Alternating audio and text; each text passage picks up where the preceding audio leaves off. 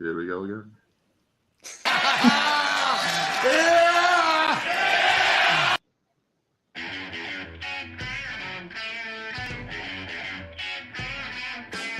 Y'all all infidels were burning witches tonight. Not even Smokey the Bear is going to be able to save your ancestors this time, you stupid moron. Someone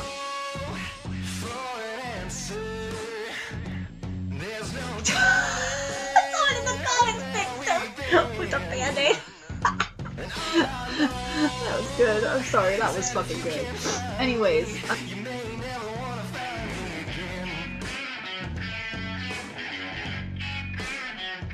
Well, that's my job as a woman, I think, first and foremost. And then as a writer, I got to maintain some level of like, making sure that you're in a good place.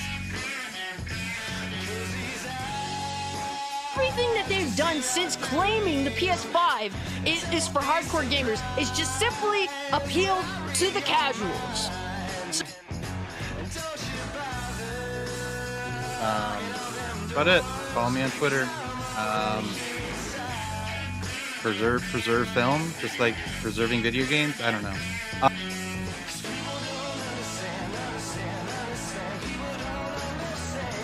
Hunter! What's up? In the White House? Seriously? well, Marvel and what Stan Lee, I think, I don't know if it was genius or lazy. It's just like, we'll just put them all in one city. We won't even make up a fictionless and we'll just use new. Here the night, what you got coming up for tomorrow? I'm perfectly sober. Lies. Thank you. Are you home? Do you have children? Must not you be their hope? Are there future generations from all of us who have failed them?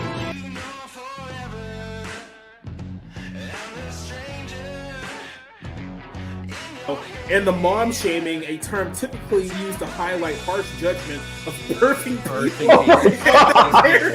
Fuck these stupid Who wrote this shit? Who wrote this shit?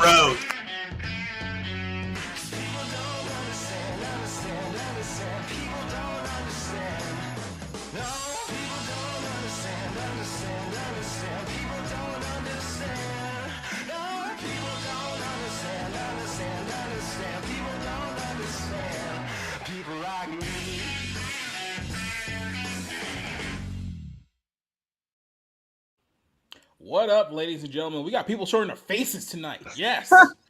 Hey. You're Well, alive I show here. up for emotional blackmail. So. Yeah, if we just bully you enough, you'll do it. So that's what I'm a mother. Like, you can guilt me into doing pretty much anything, Jacob. Okay. Okay, then. Well, that's nice to know. Mommy guilt is my supervillain. Good thing you're not Catholic, and then it'd be double guilt. But episode 62 of the Barroom Podcast is here tonight, and we got a lovely group of people joining us here tonight. Here's C.S. Johnson. I know some of you guys may not even know what she looks like, but yes, this is actually her in the flesh. So how yes, you doing, well, I don't want anybody to accidentally bomb me or something. So yes, accidentally. Yeah, that's funny. Allegedly, yes. Also joining us tonight, Cassie. How you doing today, Coley? Chilling, man. Just got done doing my Texas Chainsaw Massacre game review after playing it obsessively, perhaps maybe a little questionably obsessively. So I'm pretty sure it's questionable if it's coming. Good to have Cassie back. Hey, look at this. We have Rick. He's here on time. Isn't that a shocker? This is like the second time since you've been on the show. You've actually been here at the start of the show. How are you doing today, Rick?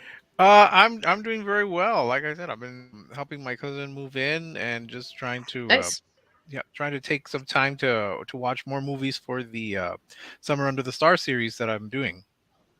Cool. Well, it's good to hear that. And then also our good buddy Orange Hat is backing us again. I mean, is it even a hat anymore? I mean, it's basically a beanie. Why are we still calling you Orange Hat?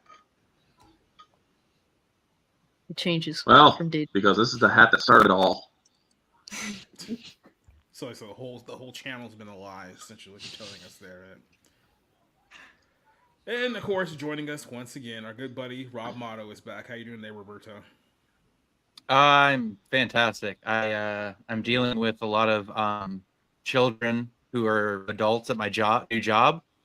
So that's wonderful. It's always great to be the most competent person, especially when you've only been there for 4 weeks. So it's going great. But no, I'm also watching a lot of movies on Turner Classic Movies, and I'm kind of bugging Rick about it. But yeah, that's about it. Just kind of easing into my job and watching old ass movies that are like 70 years old. Hey, some of those are the best ones. At least those people aren't your roommates anymore, so there's always, you gotta look at the bright side there, right? So. Oh my god. So before we get started tonight, we do want to give some condolences to our good buddy, friend of the show, Cider, who is dealing with a loss in the family right now. So if anyone can send him prayers and good wishes to him, he can definitely use it at the moment. So Cider's a good dude. You know, he's been on the show a lot. I think he's added a lot to our show, added a lot to Bounding in the Comics. So we all hope that, you know, he deals with what he needs to deal with and gets a lot better. So I know there's gonna be a lot of people rooting for him out there. So, you know, we're just acknowledging him. So we'll hope you pull through this one, Cider. So until then, we can go ahead and shout out our guys who are in the chat right now. Neozoic with the question of the day. I guess it's Ridley Scott's sci-fi film would you rather watch, Alien or Blade Runner? Dude, this is Alien. This may be the easiest question I ever heard like in my life. Is anyone else actually going to say Blade Runner on this one? I've never seen Blade Runner, and I'll fucking admit that. I just for some, you know, and to be fair, Alien is a very slow-paced film in its own right, but I watched Blade Runner once, and what the fuck? He was cloned. I can bring Rob back. Oh no, see, it only works on my end. Damn it. Okay. I've only watched Blade Runner once, and I just couldn't pay attention to save my fucking life. I don't know if it was me particularly that day, or it just didn't grab me. It was you. Yes. No, listen, like that's a movie that I don't blame people for needing a couple times to get through, just because it's very dark, it's kind of slow. It it really does take its time to unravel. But that's a movie that like I got shown when I was a kid, and it's just kind of been with me ever since, and I love it. I love everything about it, but I've heard that from a lot of people that the first time they watched it or the first couple times they just had a hard time with it. I didn't. I've seen like 3 versions. I've seen the theatrical, the director's, and the final, and each version has been great. I love the Vangelis' score. It's really brilliant, and yeah, I mean that monologue at the end or near the end, where he talks about like tears in the rain. I mean, all that. That's a very memorable moment for me. I mean, I like Alien, but I would prefer Blade Runner. There you go.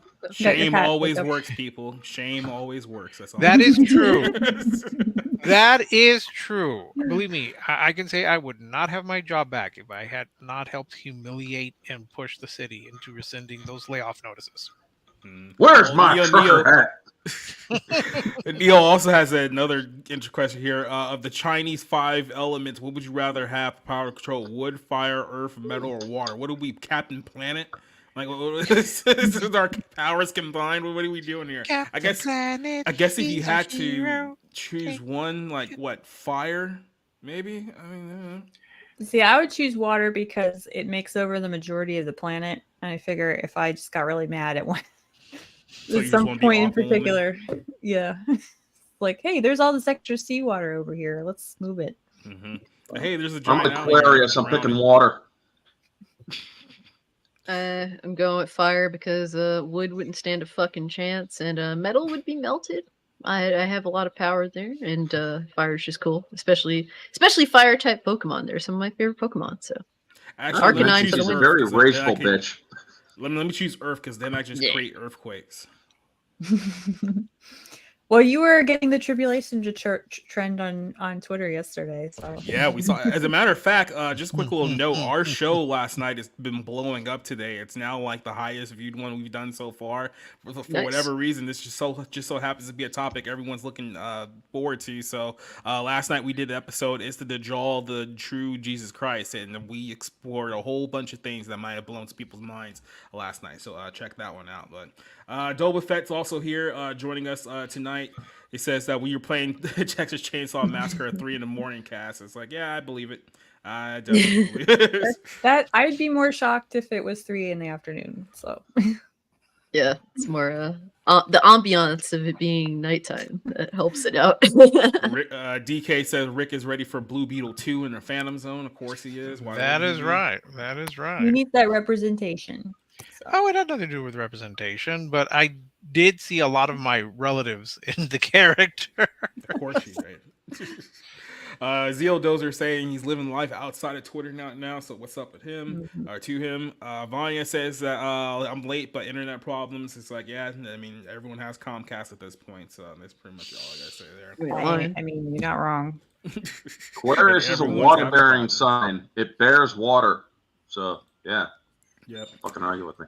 Well, we want to get right into it here, and we got a lot of topics that I'm going to try to cover tonight. So, if there's anyone on this show who has a tendency to just ramble on about absolutely nothing and like derail the show for minutes and minutes at a time here, I got a whole new course of buttons at my disposal tonight, so we will not be rambling on. Cool. We'll be inaugurating some things. There we go.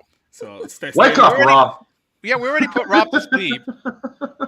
Oh, I was just leaning back because it didn't have anything to do with me. Sorry. Yeah, Rob knows he's safe.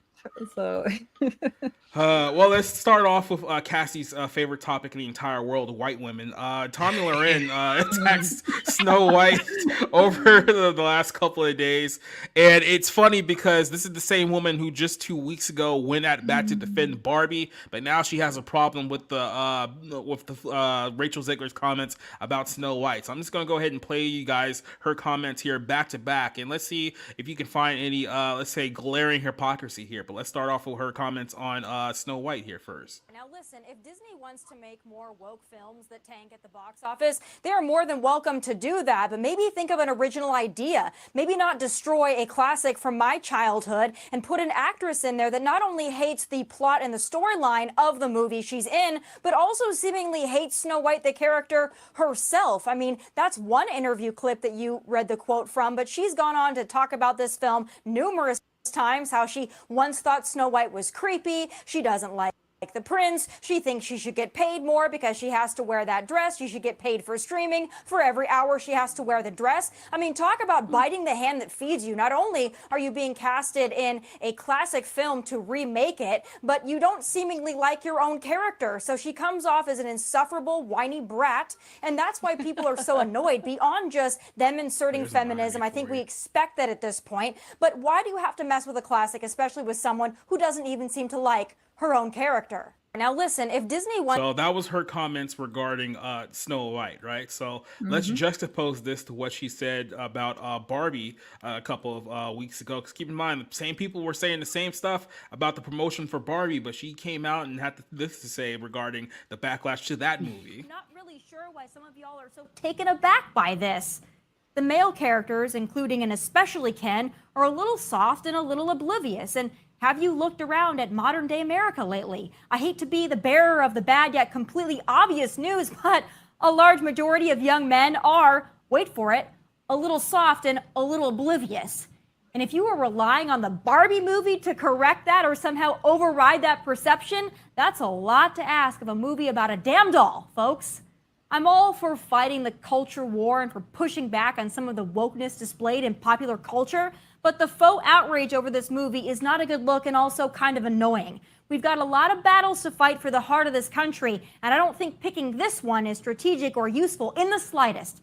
Bigger fish to fry here, and getting our collective panties in a twist over this is silly. Furthermore, if you don't want your daughters or your wives to watch the Barbie movie because it's too woke, y'all men better also boycott the NFL, the MLB, the NBA, definitely soccer, and every other professional sporting event because they are all far more woke than the Barbie movie. I'm just saying.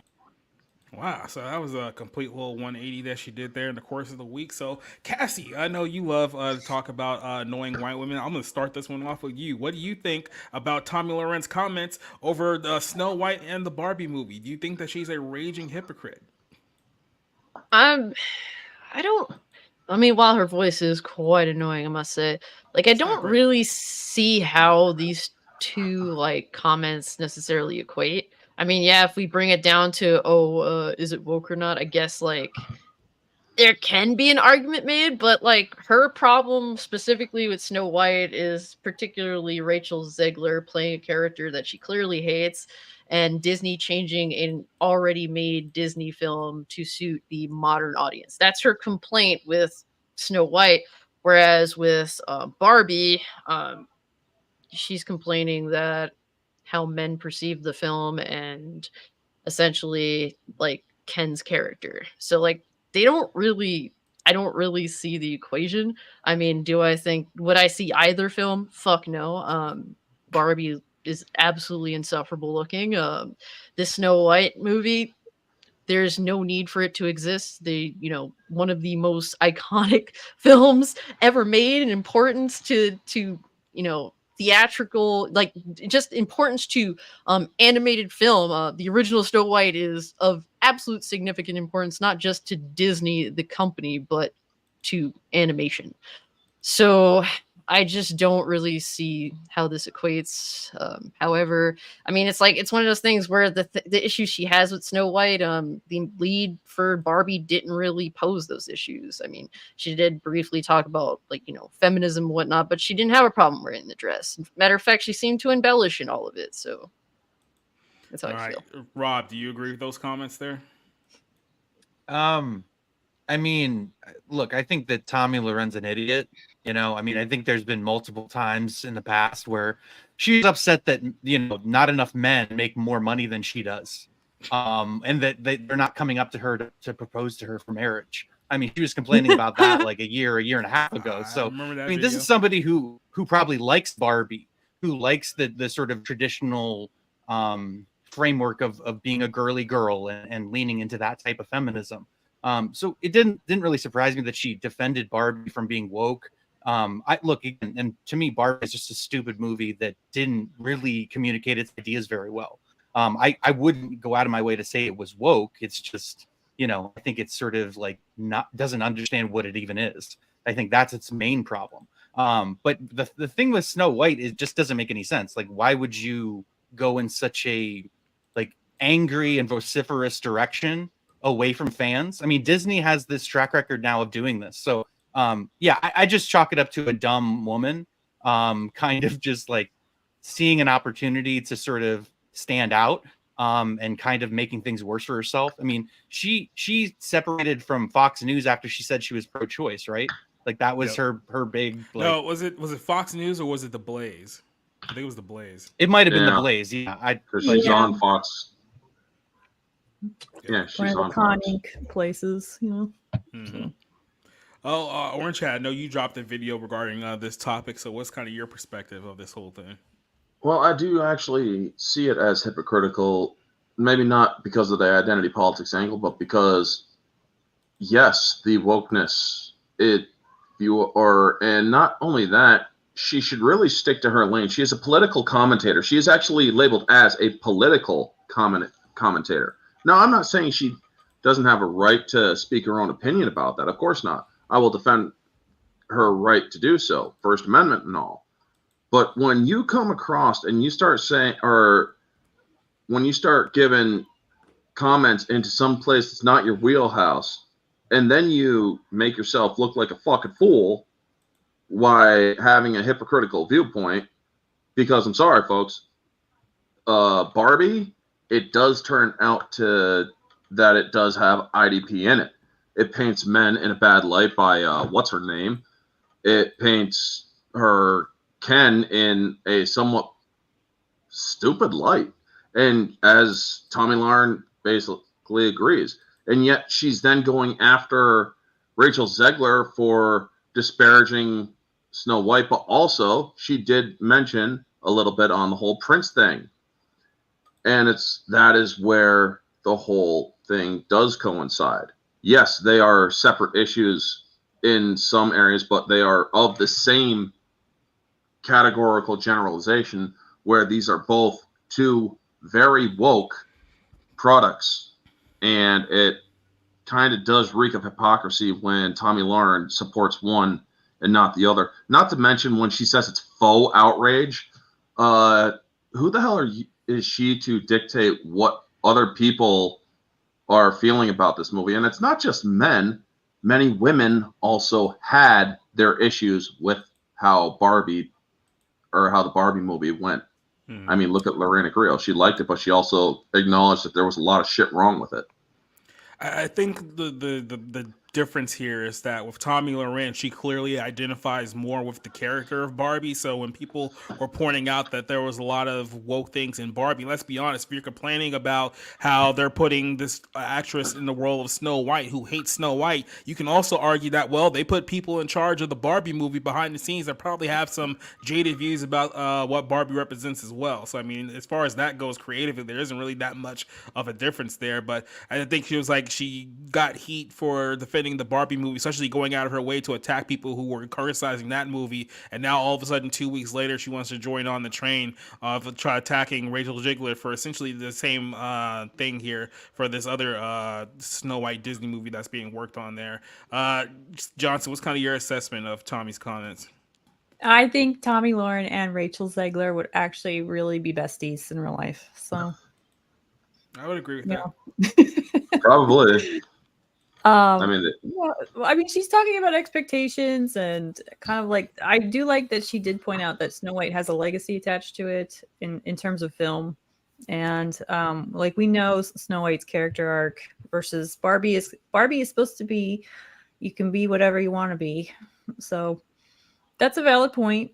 I do think she's saying stuff I mean, like you mentioned that like she's disappointed men aren't falling at her feet and proposing marriage and stuff. So I do think she has probably a little bit more of a bias towards the men that she interacts with on a daily basis. You know, like I said, this is the same woman who not too long ago was doing videos complaining about how she couldn't get a man to date her because, you know, they were too weak. So it seems like this is man up, stop being a wuss. Yeah. Well, I mean, like, because Barbie is kind of like ambiguous as far as what you want Barbie to be, Ken has that kind of appeal as a side, as like a side sort of like it's related, you know. And so I think there's more ambiguity to play with Barbie. Other than that, I think the outrage culture gives her a nice boost. So it would be best, like I said, if they were it would be funny if they were besties in real life, and we should ignore both of them. Okay. Wasn't she a Dallas Cowboys cheerleader? No, she just looks like one. Yeah. No, I believe she actually was one.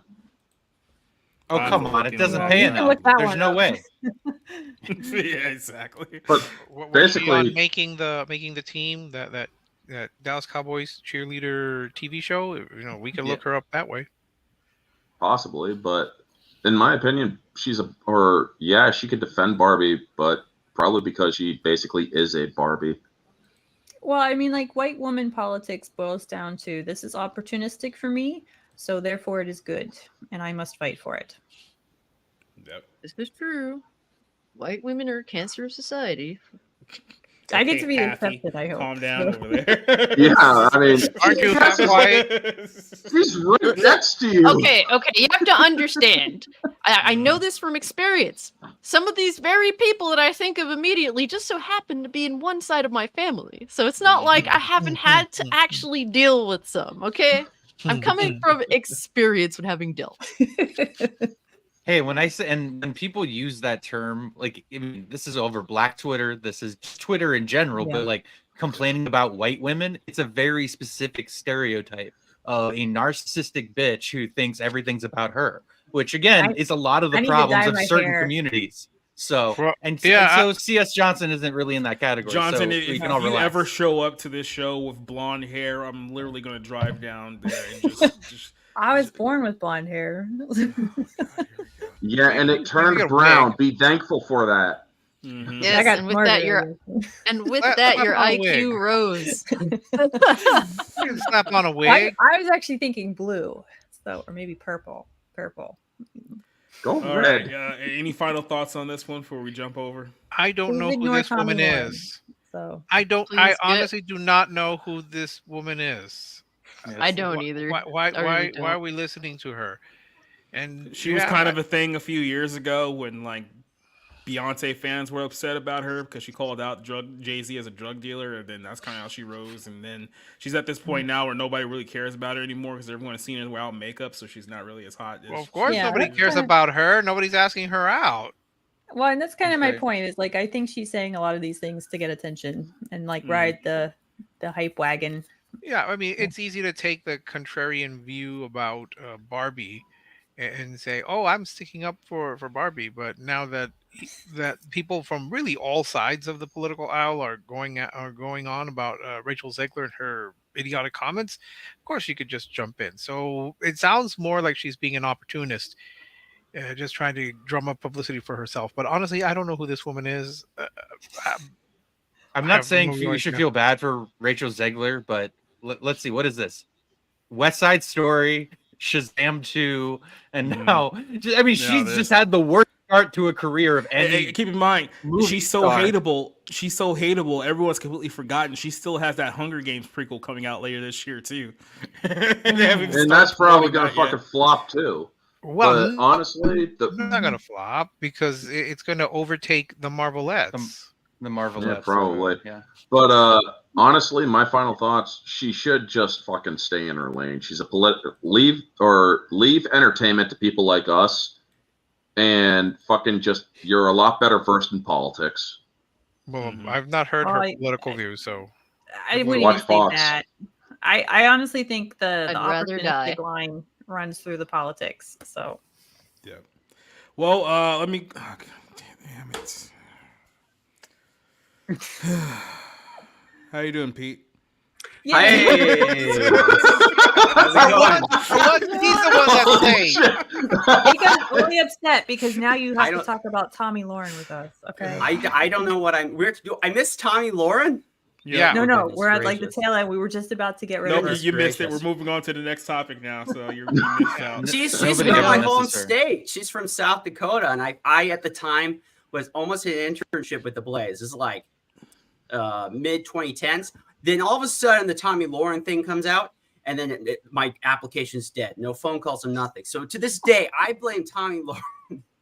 Well, you know, this wouldn't have happened. Name for South Dakotans everywhere. Pete, this wouldn't have happened if you had asked her out like she demanded that you do. We were talking about how she's apparently waiting for men to fall on their feet and propose to her. Yeah. So there you go. You can fix her, Pete. Do your duty for South Dakota. Yes, I've known enough, the South Dakota Barbie people like that in my life. I do not need to add another borderline personality person. Is she the reason why, like, the governor of South Dakota or whatever begs people to leave their state to go to South Dakota? I have no idea. Christy Nome. I've seen a lot of ads. I have no fucking clue. Well, I mean, who wants to be in South Dakota? South Dakota Barbie. January. I mean, let's be honest there. I mean, hey, nice. The Mount Rushmore is in South Dakota. That's we have Mount Rushmore. Yeah. We have Deadwood. We have Buffalo. We have meth. We have some of the Black Corn Palace. You want to go to that motorcycle rally? Famous Corn Palace. It's made out. Well, it's not totally made out of corn. The facade's made out of corn, and it's new. And they do it every year. A new theme, a new corn. Is the state capital Bismarck or is that North Dakota? It's Pierre. Pierre. Yeah, it's like Bismarck. It's like it's spelled Pierre, but it's Pierre. Pierre. Yeah, quite a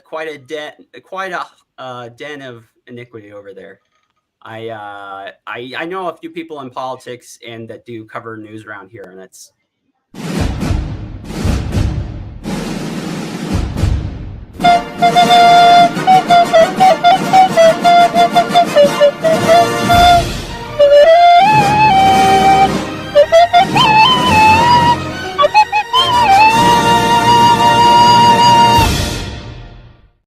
Pete, if you were here for the earlier portion of the show, you would have known that was coming. So yeah, that was on you. That's fair. Pete inaugurates. There's not even a million. He inaugurates the very first one.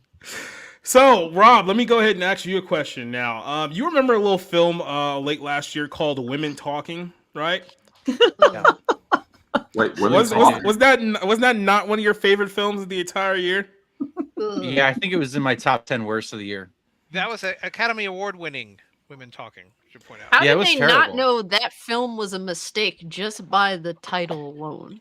Well, apparently it's not a mistake, and there's a report out there that says that women need to talk more during movies because, according to this USC study, Oh well, my only fucking god! It's the same shit in video games too. That like, there's literally some fucking study that they've conducted that shows that women apparently talk less in said video games. And you know what? Thank the Lord, because oh hold my on. god, if they talked any more, I wouldn't play video games anymore. Okay, but look at the headline. Top 100 box office hits. It's not. We're not talking about like the best like artistic movies made or like you know what I mean. We're talking about things that make money, and the things that make money are typically mindless. You know, and mindless action, CGI laden sort of superhero movies. Which guess what? It's like it's not that surprising to me that oh my god, only 35% of the top 100 box office hits were female female speaking parts. It's just like how much do you have to lie with numbers to get there? Remember, there are three types of lies: damn lies, and statistics. Mm-hmm. So this is another. So the USC Amberg Inclusion Initiative. This is that place out at the University of Southern California that just puts out a whole bunch of BS polls talking about how everyone's a victim except for white men when it comes to Hollywood. So they put out this report that says that only 34.6% of speaking parts were female in the top 100 box office hits of last year. Like how much of a niche do you have to come to this conclusion that only speaking roles of the top 100 box office films of this year, and this is such a nonsense. USC finds out that many areas progress towards parity on screen and stalled since the pandemic. They said that in 2019 that 34% of characters were female, and in 2008 it was only 32.8%. And based on these numbers, it is clear that the entertainment industry has little desire or motivation to improve casting processes in a way that creates meaningful change for girls and women, said Stacy Smith, who's the founder of this nonsense. He says that the lack of progress particularly is disappointing following a decade of activism and advocacy. So this is literally just them whining about the fact that women are not talking enough in movies. And they go on to list a whole bunch of other nonsense tropes here that says that gay people and LGBTQ are victims too, or whatever this stupid crap is. So, Rick, I'm starting this one off with you. What is your reaction to this report that's saying that women are not speaking enough in fictional movies? Yeah, for someone who watched all of Women Talking, I can say, they even had a man. They did have a man speak, to be fair, but they really were not saying much. And I just wonder why people would actually do they have a stopwatch and just start counting the number of minutes? Look, I would just offer what exactly. Yes, I think. Yeah, actually, I do think that's what they did. Exactly. Oh my God. Exactly what they did. That's what awful. they do. I would make this counter argument. What exactly are they saying? I mean, the dialogue that they're being given is not exactly Noel Coward here. We're not talking like great dialogue. What kind of dialogue do any actor or actress have to give? I mean, do you really think that Barbie has great lines of dialogue? Do you think I mean, that whole nobody's gonna beach off here? I mean, that's supposed to be great writing on par. Are you saying that you're not enough? I am not enough. I'm sad to say I'm not enough. You need the Whataburger first. I know I was going to get a Whataburger, but I'm going to stop. Just back to the subject. It's silly. You need to have actual dialogue, good dialogue. It's irrelevant how much they speak. All right. Thank you. It's if you give people good scripts, then yeah. But if we have what are you saying? That you need to have 50% of the dialogue go to women? Why? I mean, if you're going to remake, let's say you're going to remake The Longest Day, are you going to demand that 50% of the people who storm Normandy on D-Day be played by women? Is that the argument, that you have to have female dialogue match the number of the population? And real quick, as for the gay representation, I've long argued it's overrepresented. It's overrepresented in terms of population in film. what kind of argument are they making? Well, look, and this is what's interesting to me is this, like, there's a lot of really prominent male performances that are nonverbal, played by Clint Eastwood or Steve McQueen, where it's like, you're not speaking for a lot. You're doing it with, your star profile or the way you're shot by the camera. Anna Paquin in The Irishman, she's one of the most important characters in that movie. She doesn't say shit because she's watching her father over this 30-year period, kind of silently judging him. You know what I mean? That was criticized too. The idea that speaking roles are this sort of sought after thing of importance and respect is kind of nonsense when it's about the artistic process combined with the entertainment that sells it to the audience. You know what I mean? So it's like, memorable characters don't necessarily even say that much, depending on what the movie is, who the character is, etc. You have to examine these things one by one, not as a fucking macro piece of data. It's lazy and it's stupid. Yeah. Bring back silent films. Too. Cassie, let me ask you a question. If we get more women talking in Hollywood films, will that get you to a movie theater for once in your life?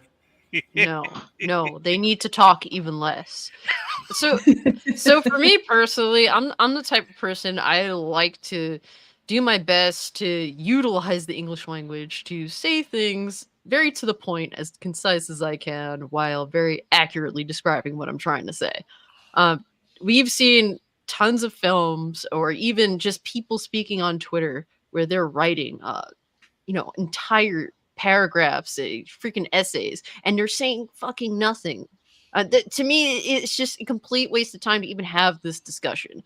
It's just arbitrary bullshit that, in the end, will not lead to better film overall. A matter of fact, I just think film overall needs to get back to showing rather than telling, because a lot of these films tell you a whole bunch of bullshit and show you nothing, and because of that, they are shittier films than the ones than plenty of others that I've seen. Simply on that alone, let alone getting, and that's a fundamental aspect of filmmaking, showing rather than telling, and they don't even do that well and adequately. So to me, I think a lot of these characters in a lot of modern film need to do a lot less talking, and the camera as well as the scenes need to do a lot more telling. Thank you, Cassie, for endorsing the return of silent film. Oh well, you have to like, to build on that, you have to understand too, like, the international box office, it thrives when you can convey things without speaking, because they don't have to hire as many people to do the voiceovers. So part of the reason that I think the international box office has been tentative on some of these films is just because they're not really that easy to translate over. So could be that too. Look at Avatar. That's probably a good example. So, Pete, any objection to too much men talking in movies that you like to enjoy? No, I think when Cassie said people do long threads where it's a lot of words, but it doesn't mean anything, I think she probably is. That's basically journalism. I was like, oh, so you've worked in the industry too, Cassie. That's a distinctive skill women have, by the way, is that we talk about stuff and we don't actually mean anything, or we don't mean anything important. So we fill our silence with words. The two observations I would add is one, this is emotional blackmail. That's the whole point of these things. They're emotional blackmail, so they can make some people feel bad, and they can use it as a wedge to get advantage for themselves and their career and their business, whatever. They don't actually care what us plebs think. That's not the point of doing them. We know this because we've seen this happen time and time again. Even the creator of the Bechdel test said, I never meant for it to actually be used. It was supposed to describe. It wasn't actually supposed to be a tool to use, but that's what happened. The second thing is all these stories, the big conceit that they never mention. And this is the problem you can't get around. And this happened. Bounding put me in a little article about David Gator, who I've been trying to get on my show, Culturescape, which is fantastic, by the way. Everyone check it out. He's the guy that wrote the original Dragon Age game, the really good one. And then he wrote some for the two sequels that are less good. People were coming to him, wanting him to justify, okay, so here's Baldur's Gate 3. You need to explain to us why this game is so sexist. And he kind of wouldn't take the bait totally. And his point he made first was well, gamers, they do treat female characters in games differently than men. And people are like, oh yeah, there you go, thank you. No, you're the woke Chad we need. But then he says, but I think this is something that all gamers do, both men and women. And that's kind of the unsaid thing here, right? Because it makes it sound like women aren't happy unless they have 50-50 parity. Or we do this all the time with minorities like African Americans or the Hispanic community, where there's assumption that they actually want that. But that just isn't how people or populations work. I mean, the Chinese audience, the reason why they've rejected so many of these Disney-made films for China, like Mulan, is because they don't want that. They're like, we already have this covered. We want your Wonder Bread, too many special effects, George Clooney action movies. It's like people don't work like that. They don't think 50-50. Oh, I'll only like this. I'll only feel like I'm in this or find representation of this if it exactly matches who I am to the letter. And that's just not how most people are. I mean, some people like from Tumblr, or they read too much fan fiction, maybe. But for most of us, no, we just want good stuff. We don't really care about the percentages. And I don't think people should. Well, Pete, you kind of just to bounce a little bit off of that, we've talked a little bit about Doctor Who, and remember when we had we had the female doctor that was going to draw all of these women to watch. Did that happen? No. And they got some initial high ratings, but then they started going down because it wasn't the fact that it was women; it was the scripts, and they were terrible. The stories were awful. Yeah. So it has nothing to do with women or with the women writers or the script. It has to do with the script. It doesn't have to do with the female representation. And if you give someone bad scripts, it doesn't matter if it's a man or a woman. And to your point, that's a perfect example, actually, in a nutshell, because Doctor Who has always been a kind of middle franchise. It's somewhat popular with the people it's popular, but it doesn't make a ton of money generally. What happened there with the female Doctor is perfect. What we've seen in culture in the last 5-6 years is they say, well, we have to have more diversity, so we're going to do the diversity thing. Okay, so we make the Doctor a woman. And then people dare ask the question, so after she's gone, do we go back to a man? And of course, the answer they tell you is no. You're never supposed to go back. We've seen this in comics. What's the joke? Once your character goes gay or bisexual, you're never going to hear from them again, because it's like they'll only ever be that, and you'll only ever get stories about that. See you, Tim Drake. That's what happens. This is just so. It's just so dishonest, because the purpose of doing this is not to try to actually create equity as they often represent it. That's not it. This is about domination. This is about control. And that we've seen it in so much of media over and over again. At this point, it's just like, I don't think people at home are going to fall for it, but I might not be tuned in. Yeah, and just kind of bounce also a bit off of Rob's point, it really depends on the story. I mean, women talking, the movie, it's going to have women talking, the whole thing there. Promising Young Woman, it's also going to have probably majority female dialogue. You compare that to, let's say, a Dune, that's going to be predominantly male. It has to be based on the story. You can't just say you need to have 50% of dialogue be by women, delivered by women, because it might not make any sense in the actual story. I mean, if you have a story set in a convent, you're not going to have, or you have it in a convent, or you have it in a monastery. Are you going to demand 50% of the roles in a monastery movie be said by women? That's not going to make any sense. Same thing with the convent. It depends on the story, depends on the setting. It's not depend on the actual population. Yep. You should just make an all-female monk movie, Rick, and stop being sexist. So that's really what you need to do.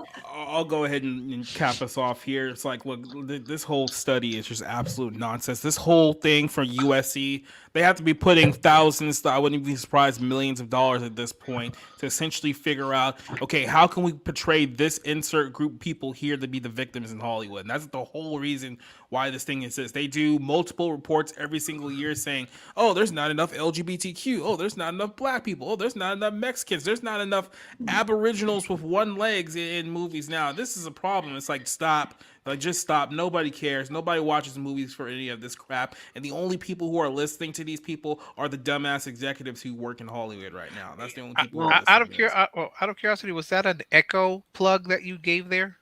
The one-legged aboriginal? I mean, to give my small bit here, they're all full of shit anyway, because as a person who knows the history that this topic covers, LGBTQ representation has been around in Hollywood film film entertainment since 1916. So they're all full of shit anyway. Mm-hmm.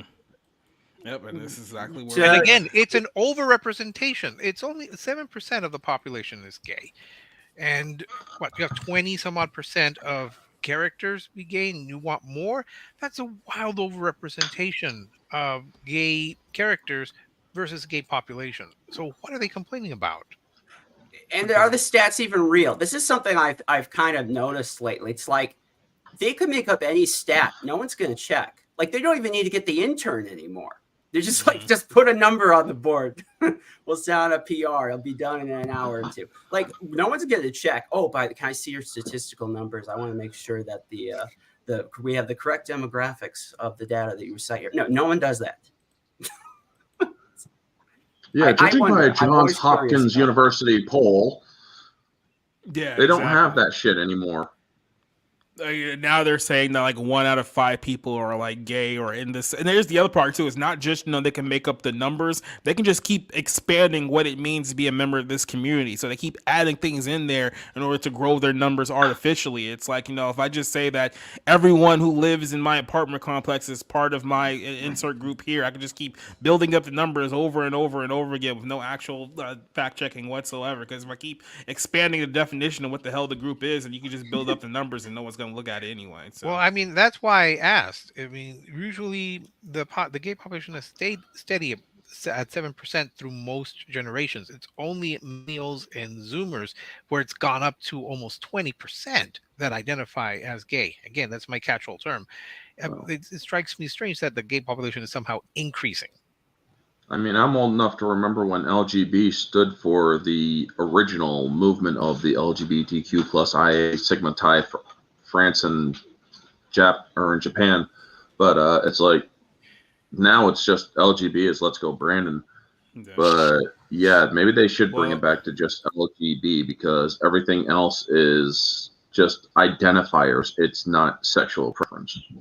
Well, someone who loves the Rainbow Mafia at this point is Pornhub, and they're rechanging their name again because there were some accusations that came out, some allegations that came out not too long ago, and they have to change their name in order to avoid what those allegations actually are. So this is a story that broke on Variety earlier this week. Pornhub's parent company is changing their name to Aylo, I think is the name of it, and aim to give it the adult entertainment giant a fresh start. Now, there's a reason why they want a fresh start. The equity firm known as MindGeek, which operates Pornhub and a number of other porn sites all over the internet, had to essentially rename itself not too long ago because the decision to rebrand the company comes in response to a need for a fresh start and renewed commitment to innovation, diverse and inclusive adult content, and trust and safety, the Montreal-based company said publicly. So they're changing their name as a brand revival here, according to what they're claiming here. However, what they don't tell you is that the reason why they're changed their name is that last year they were linked to a number of lawsuits accusing them of profiting from child pornography and non-consensual sex videos on numerous sites that they were hosting. So MindGeek said that the allegations lack merit. However, last year, both Visa and MasterCard cut off payment processors to their advertising division that sells ads on Pornhub and other companies as well after the federal court rejected their request to be removed from the case while MindGeek was being sued for allegedly distributing child pornography and other things, right? So other outlets, YouTube, Instagram, also suspended operations and accounts on Pornhub as well due to this, because basically once the word got out that, oh yeah, there's actual illegal activity happening on these sites and we can verify them, nobody wanted anything to do with them right now. So I know this is like a common tactic that, if you know, we're very shady business out there. It's like, let's say you have like a mortgage property company or a company, right? And you're like, you go on like Yelp or you go on wherever people review companies, and everything's like 1 star. Oh, this is the worst company I ever had. They robbed me. They screwed me over. They were terrible services, and everything is 1 star, 1 star, 1 star. What they'll do is that they'll just change the name of the company into something else. That way, when you go and search on Google, and you figure out, oh, this new company, oh, I've never heard of them before. They must be decent, because if you go to their old name, it's literally nothing but don't go shop here, don't do business with them. They're horrible. They're terrible. This is essentially what MindGeek is doing here. They know that MindGeek name now is associated with child pornography and illegal sex videos on their app. So now they're changing their name, hoping that anyone who does any work in the future is not going to see any of those old cases from years ago. But those lawsuits are still active. So good luck trying to change your name and trying to pretend like the past isn't happening here. Orange, I'll start off with you on this story. What is your thoughts on MindGeek changing their name in order to duck horrific allegations? Throw a pond in any entertainment area and you're basically going to have the same ripples. They are basically all guilty of this, except that this is a field where it's very much most likely to have happened. I'm not going to pretend that porn isn't a thing. I mean, I'm pretty sure many people, either in this panel or not, has watched porn at least once in their life. I mean, not everybody. I'm not saying the women did, but if you're a guy and you haven't at least watched porn as a freaking teenager, snuck it from your parents' bedroom or something, I would actually question you a little bit. But no, if they're ducking or if they're my trying, son is never going to look at porn. Thank you. well, good. I'm hoping he doesn't. You raised him right then. I wasn't raised right. I mean, that would make sense. Yeah, shut up. But anyway, it's basically just them trying to move away from it, trying to say the past is the past, kill it if you have to. They're basically pulling an Adam Driver, and it's not going to work because, well, people's memories tend to be long, especially when it comes to this shit. But the thing is, especially in today's political correct world, you're going to have a harder time selling the evil of what they have done because nowadays they're trying to normalize that evil. So honestly, I don't understand why they're trying to distance themselves from that dark past, because they're trying to normalize it today. And that's even more, or that's way more evil than anything going on currently. Well, except for everything the else. current administration and everything else. But it's like, this shit is, it's not surprising to me. I mean, they're just basically admitting that they did it in this case. Yeah. Like I said, they're trying to distance themselves from that. Johnson, let me ask you, do you think that this plan is going to work, them trying to remove themselves from these allegations that are still very, very ripe within their company? No, I hope it bankrupts them. So, like the same way they try to bankrupt the church? Well, like when it comes to them, from what is really bothersome from what I've heard, at least with one of their lawsuits, is that an adult female approached the company and said, like, yeah, this person, kind of, we did the deed, whatever, and they uploaded the video to the porn site while she was a minor and asked for it to be taken down. They in turn refused to do so. That is like, to me, that is absolutely heinous, and they're collecting ads on top of that, everything.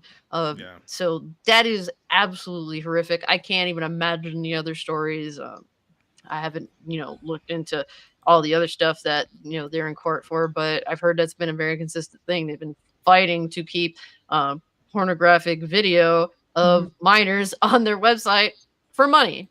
That is about as fucking evil as it gets. So they deserve all the repercussions for it. I hope that this inherently does, torpedo their company, because while I understand, the reality of said situation, like there is a desire for this content online. At least if they tried to do everything in their power to make sure that this stuff doesn't end up on their website, they clearly chose not to do that, and so they should suffer whatever wrath they have coming to them.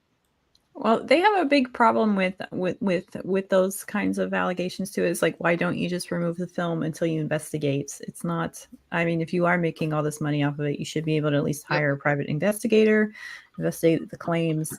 I mean, this is part of the reason why, even if people hate Twitter and Elon Musk owning Twitter, I will at least say he's cracked down on a lot of the more risque stuff that seems to especially involve minors. So it's not all gone, but he's cracked down on it a lot more than previous owners have. I will say this. I mean, I don't have a whole lot to say on this topic, but I will say that it very much reminds me of, marketing 101. If you want people to stop talking about a really negative thing that is associated with you, you change the name. Change the name of the business. You change the name of your identity. You try to move on. And that's kind of what's happening here. Okay.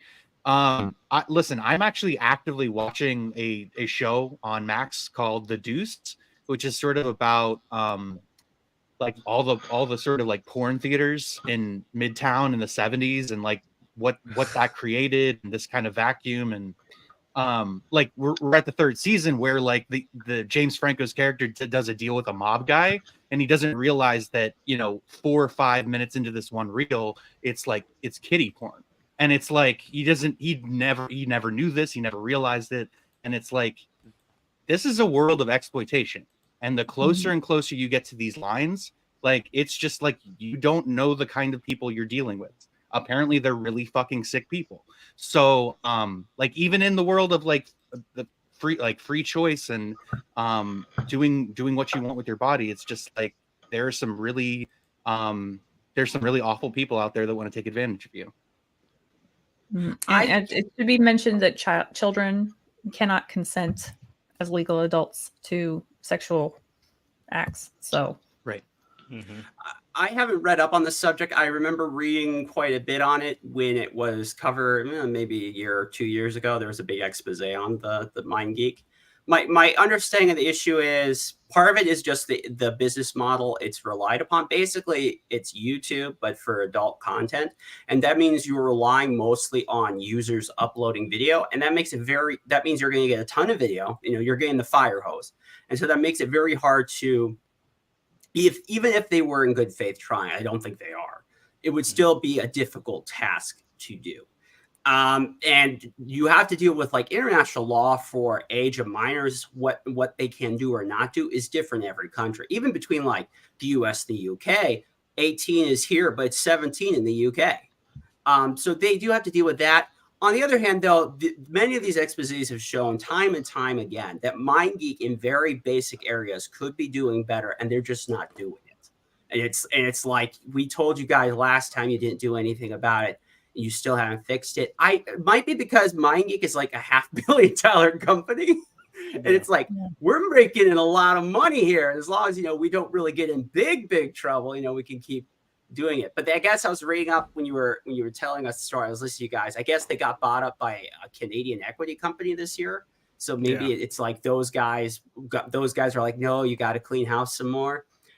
There are big questions around this. Like pornography makes like between 10 and 20% of the internet. And it used to be a much bigger part of the internet, but it's still pretty big. And so this is kind of a bigger story maybe than that. I think most people would give it justice. But it is a little disturbing too. So, real quick, because we had covered this last year on Bounding, and essentially what they were trying to claim here at first was they were trying to claim essentially a censorship argument here, saying that, we support free speech, and we think that, trying to remove these videos on the grounds of censorship, like that's what they tried to come at it at first. But then, as Cassie said earlier, like there was actually like women and young girls coming out saying that, hey, look, this video was on your site when I was like, in the 8th grade or something like that. And when I told them them about that, they basically refused to take the video down and went on record to saying that, hey, this is child pornography, this is wrong, but they still ended up putting it on there because they made a whole bunch of like money off of the back end. But once those details got out, that's when, like I said, Visa and MasterCard started taking notice to it, and they were like, well, hey, look, we don't want to be associated with anything that may have anything to do publicly with human trafficking or sex trafficking or anything like that. So we're cutting our ties with this. And that was only when they decided they were finally going to respond and take these allegations seriously, when some of the big money people involved started cutting off their finances here. And like I said, they're essentially trying to rebrand here, hoping that people just forget about everything that's been said about them over the last few years by just giving themselves a new name. So if they're known by this company name over here now, then you won't have to go back and listen to all those other nasty allegations with the old company name, because we need a fresh start. We need a fresh start from child pornography allegations. And yeah, this is a good time to it wasn't just that got in trouble. The initial investigation was about assault, that they had these videos of women particularly being assaulted, and they were not being taken down. And then there was some other criminal stuff that I guess you could find there. I think it's a mess. It's a mess. It's kind of gross. I think it's ironic that there's a show out there where James Franco watches kiddie porn. That's a show? I didn't know that. I thought that was just real life. I will say, so Jacob, your banner, you have the capitals for Shady Duck allegations. Yeah, it reads like the Pornhub is literally changing its name to Shady Duck. The Duck Shady. Yeah, to Duck Shady. Yeah, what's Duck Shady, dude? Yeah, I've been thinking that the whole time. Thank you, sis. I think I had a different word in my mind, but it just so happens that it wrote itself out as duck instead of what I was thinking. I mean, if you just changed the capital, like if you made the whole thing a title, it sounds like the name parent would be capitalized, is going to be called Duck Shady Allegation. It sounds like your new child rap album character. Yeah, I mean, is it Slim Shady? Is Slim Shady this guy's cousin? I don't know. I was listening to what Eminem song was it? Something I think it was like My Name Is or something like that. And I was thinking, wow, this song sucks. Why did I ever think this was good? So there's a cool off-topic thing, but yeah, because your teenage mind wasn't fully developed yet. I don't know. Yeah, that probably has a lot to do with it. There's something to be said for that. MCU movies, when they started out, I was younger. And now I'm older, and I'm like, that would never happen. Yeah. I would just like to point out that Eminem did come out of the closet in that James Franco movie, The Interview. So you've got all this connection here. Eminem, James Franco. Get it? Because it was a joke. Yes, I know. It was totally a joke in the movie. He's not really gay in real life. Now move on. It'd be fucking hilarious if he was. Yeah, Man, don't do that shit. You're always confusing me, Rick. Apparently, though, it's not just MindGeek that has this problem. I guess most of the major adult websites do. Even OnlyFans. OnlyFans has a big problem with this too. Mm-hmm. It's like, well, I mean, OnlyFans is like straight up human trafficking and there, because like I said, I think the whole thing with like Andrew Tate exposed the fact or the reality that a lot of these girls who are on these sites are essentially being used by like guys behind the scenes. So it's not like, just some girl decided, oh, she's just gonna open up an OnlyFans one day. Like these things are like actually like massive networks that nobody talks about behind the scenes, essentially. It's like, and how are you gonna know if it's a Romanian lady of the night? I don't want to get this taken down like last time. We paid like Thomas Lauren's interview. We're already getting taken out. Money. Yeah. Yeah, I'm gonna get hit by like Piers Morgan or something like that. I mean, everybody thinks that OnlyFans is the only one out there, but there are other sites that have been doing the same things. I mean, Instagram. It's I mean, they have social media itself has basically been assisting with child trafficking and shit. Yeah. Essentially, most of our entire world is one big pro wrestling show. Everyone thinks that everything you're watching is real, and you find out when they get behind the curtain that there's a lot of shady stuff going on behind the scenes. I think that's the best algorithm. Just ask Tom Holland. Yeah. And now I understand why he wanted to quit the business, because he didn't want to, do those scenes anymore. But hey, like I said, he also needed time for his asshole to heal. Well, that was before you say. Well, no, I'm just gonna leave that one alone because that one's gonna get me in trouble. Let's jump over to our next topic here. Jennifer Aniston had a very odd comment about cancel culture earlier today, which is very funny considering the fact that she was forced to throw Jamie Foxx under the bus like 2 weeks ago over a perceived anti-Semitic comment. But this is what she said about cancel culture in an interview, which she got completely ripped apart by Black Twitter because obviously the situation that happened a couple weeks back. But Jennifer Aniston says she's not a fan of cancel culture. Is there no redemption? I don't put everyone in the Harvey Weinstein basket. It was like, well, you probably shouldn't have gone all in on that because now here we are. But she goes on to an interview with the Wall Street Journal and says, I'm so over cancel culture. I probably just got canceled for saying that. No, shut up. They said, I just don't understand what it means. Is there no redemption? I don't know. I don't put everyone in the Harvey Weinstein basket.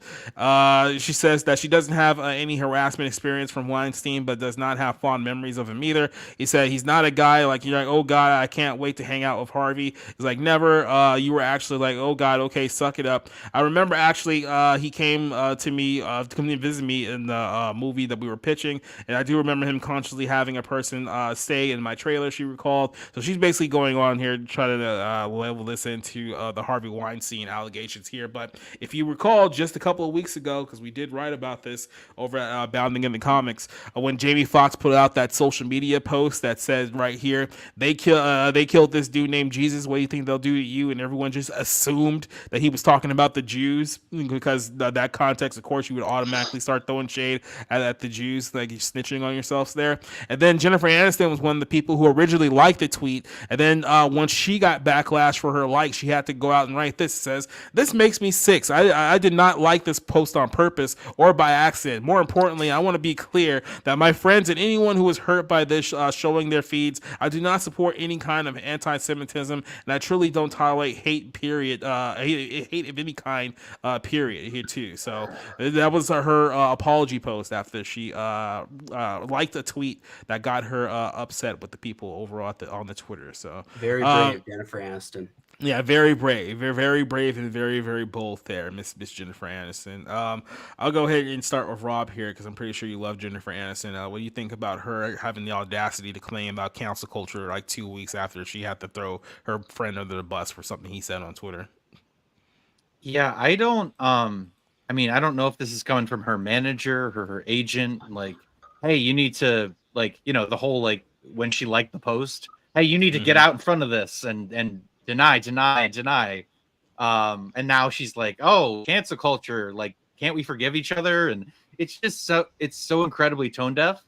So disconnected from reality of at least since 2016, since Trump came and ran for office. But I don't know. I do not know what goes through these people's heads. You know what I mean? Like, okay, you and all of your people. This is the same woman that said, I had to distance myself from friends who didn't get the COVID shot or that don't want to wear masks. I mean, this is the woman that joined in on the calls to, hey, you need to distance yourself from family and friends if they don't do what's safe and healthy. And it's like, okay, let's just all join the Gestapo because it's convenient that way. Or more convenient that way. So I just, that's the kind of fucking response that I give this. This is a stupid woman. She's desperately trying to hold on to relevancy. I mean, what is she doing? Is she in anything? I literally cannot place her. So she's in a the lot Friends of reunion, I don't know. Okay. I mean, I think the only movie I've ever seen her in was freaking Leprechaun. The only thing that I can remember her outside of Friends is like Office Space. And that was like 25 years ago. Oh, she was Horrible Bosses. Leprechaun was like 30 years ago.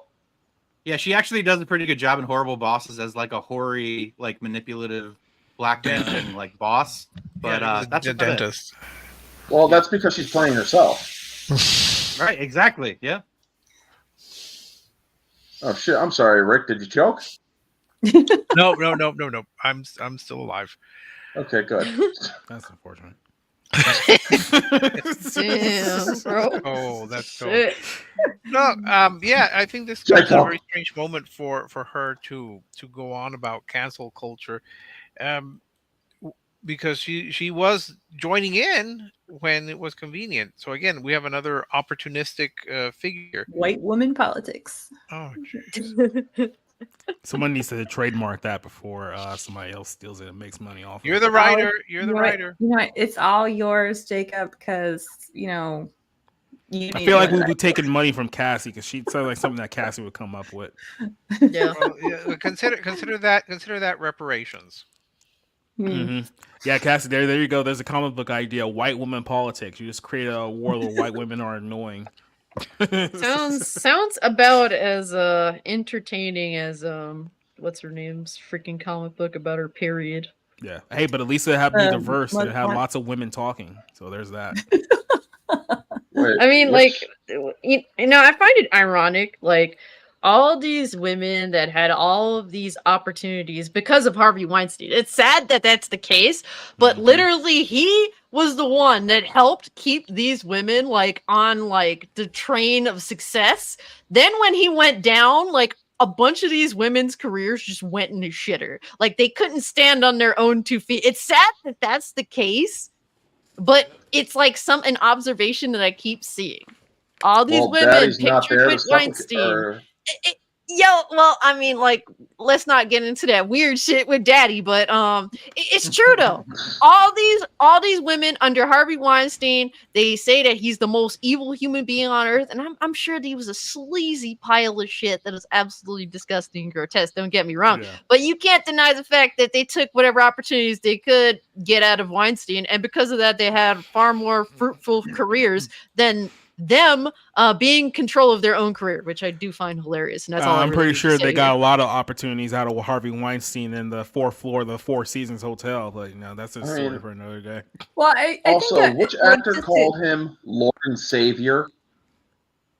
Or that Meryl Streep. Meryl Streep called him God. Yeah. Meryl Streep literally called him freaking God.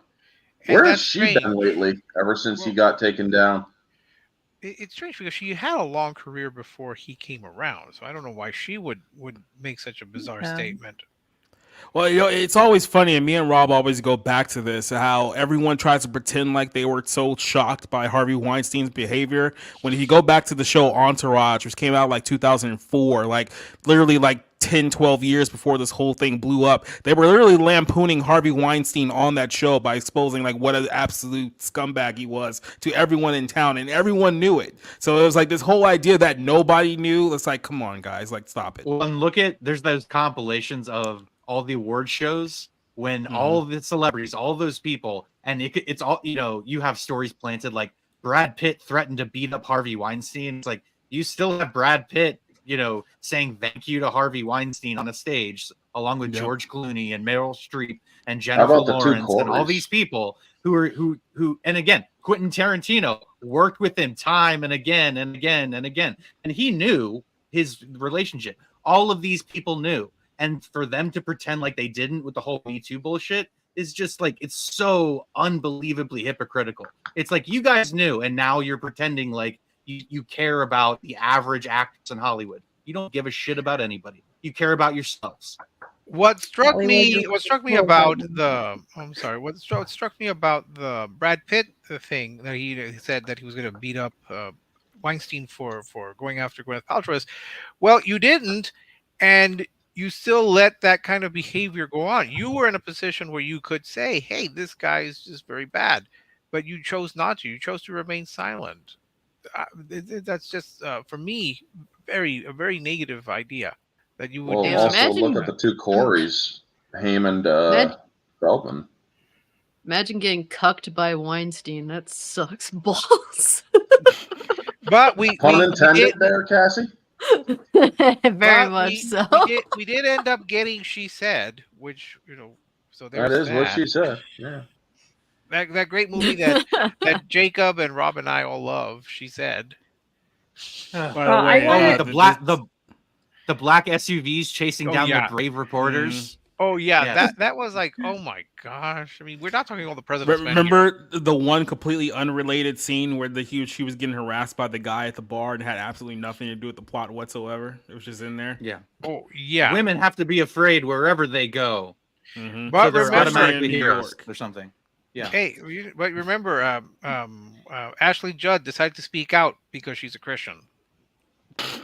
Yeah, she was the hero somehow of the story.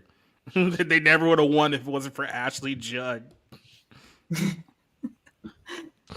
I will say, like, all the opportunity stuff with Weinstein, I think there is a very tight web that is woven to prevent Brad Pitts from beating up the Harvey Weinsteins of the world.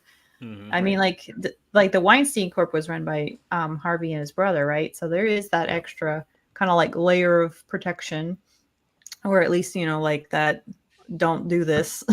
So is his brother the still other in show Weinstein? I business? forget his brother. I know Bob. Harvey went to had all that stuff with prison and jail and stuff, but what about his brother? Is he still working? Oh, I think so, because I mean, there was believe no way so. to prove any allegations against him. So. Yeah, I don't think. What is his brother's name? I forgot his brother's name. Bob Weinstein. Bob. Yeah, Come on. Bob. All I'm going to say about that is that if Puff Daddy could find a way to deal with Tupac, I'm pretty sure Brad Pitt could have found a way to deal with Harvey Weinstein if it was really that serious. So.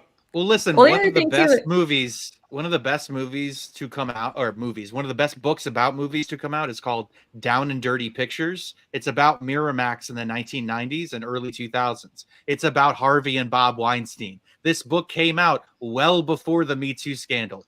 It's in the book. The shit's in the fucking book. They knew about this guy for 30 fucking years. That's what it's like. I'm not theorizing. It literally, I can go grab the book off the shelf. But yeah, it was well established thing. These guys were verbally and at times physically abusive, not to mention the other things that happened. Yeah. I will say, like, too, like, I wanted to point out, like, just because you get money doesn't necessarily mean that it's a good thing.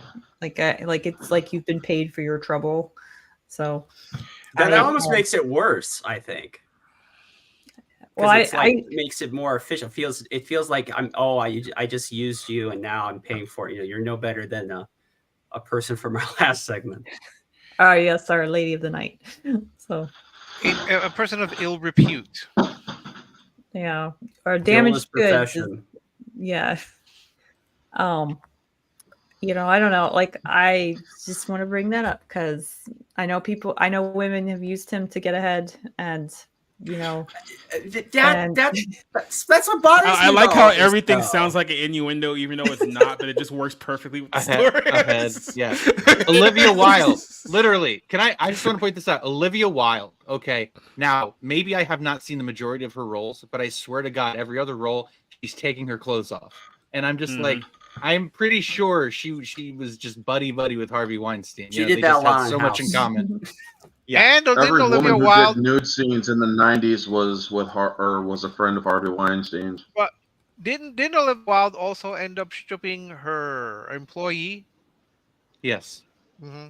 Well, I mean, she also slept with her co-star for a movie that she directed as well. So yeah, she's not a very good person. That's what Rick meant.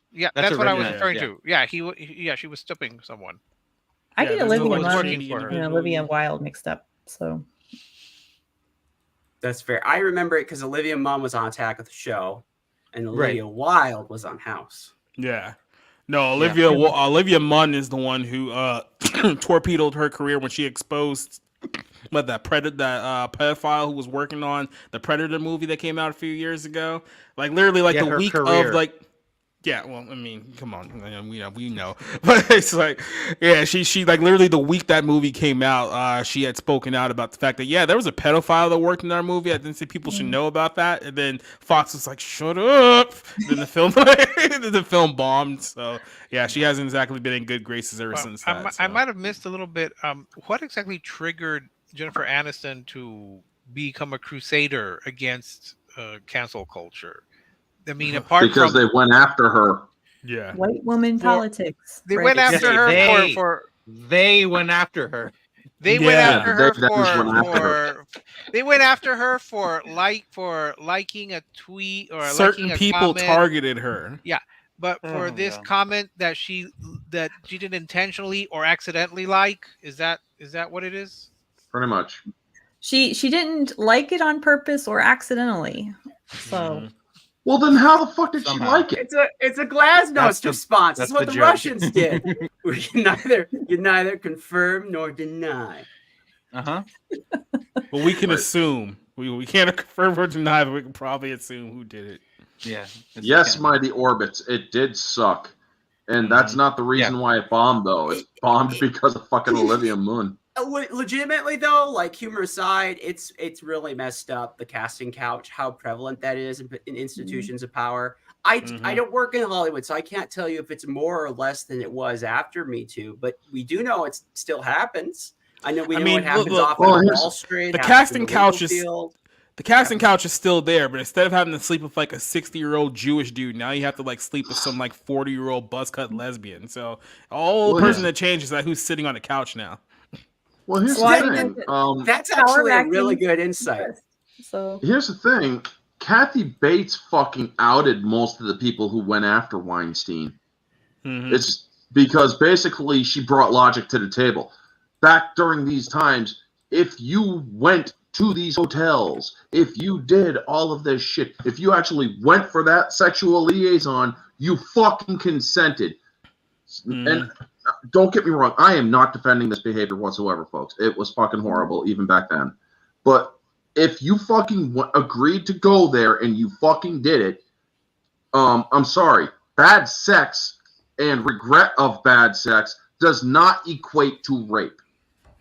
No. Well, I'm not sure if it was either Angie Dickinson or Anne Margaret who said that, if you go up to a hotel room, with a producer instead of like an office or something like that, you're running the risk of getting sexually harassed at the very minimum. So it does take a little common sense. You don't do interviews in hotel rooms, especially for acting jobs. You shouldn't. If I were offered an acting job and said, "Oh, well, you have to meet up here at the Sheraton," I'm going to say, "No, that sounds strange." Or at least at the minimum, let me have a chaperone. But here's the thing: this has always been the real story about Harvey Weinstein that nobody wants to talk about. It's not about the women who felt uncomfortable with Harvey Weinstein, about the women who may have been abused by Harvey Weinstein. It's about the women who said yes. Who are the ones who actually said yes and went along with it for so many years? Because they make it seem like that every single woman that Harvey Weinstein went after was super against what he was doing. It's like, no, I want to know who won the Oscars because they said yes. Who got the big roles in Hollywood because they said yes. And there's a lot of pictures out there that we can't prove or deny, but we can pretty much assume who those people were. And so I'll just leave it at that before we get any letters there, bro. Any final thoughts on this one? Sad to say that this has been going on really since the industry began. I was watching a Joan Collins documentary, and she said that had she slept with the producer, she probably would have been cast as Cleopatra. But she said no, and she didn't get the part. Wah, wah. Well, blacklisting has been around in the industry for sure. Yeah, like Rick said, and this is just kind of like more of an excuse and something to like throw in as a judgment standard. I don't know. It's not worth it. Don't sell out your principles. I guarantee most of those women, most of those people who engaged in it or helped it have deep regrets. If you want to be an actor or an actress, don't go to Hollywood unless you're just completely okay with selling your soul and burning in hell for all eternity. Because that's the only thing that's gonna happen. That's the only. And then at least you get paid well before you burn. So there's that. Like, so, would you really want to take it? I mean, just from a male perspective, just from speaking from my own perspective, I would not want to take it up the butt just to be in mediocre, shitty fucking movies for a couple years. So, but Rob, you got to look at it from this perspective. Now, if we're talking about the 1950s, that's another consideration, okay? But think about it from this perspective, Rob. You can be clinically compressed now, being broke, or you can be clinically compressed while you're driving a Bentley. So that's really the upside there. Rob is declining Bros 2, The Revenge. Terry Crews. That's who I was thinking of. Terry Crews. He said right when Me Too was happening, he said, I was assaulted by a Hollywood executive. But he wouldn't even name the guy. I'm sorry. Like he said this happens, but he wouldn't name who did it. Same with Brendan. We know now who did it though. Like they have written multiple articles about who literally the guy doesn't even work for the company anymore or whatever. But literally what happened was a power move prank where he literally got his nuts tapped and he made or his penis grabbed or something, and it was just like he made it into that he was sexually assaulted, and it was like, look, I'm not saying that that is a violation, but to say it's on the level of like being raped, I'm sorry, that's just not the same thing. Yeah, well, remember, Brendan Fraser had the same thing when he said that he was assaulted by someone at the Golden Globes, and that's why I think he did not appear, but it took him a while to come back, and he came back to an Oscar.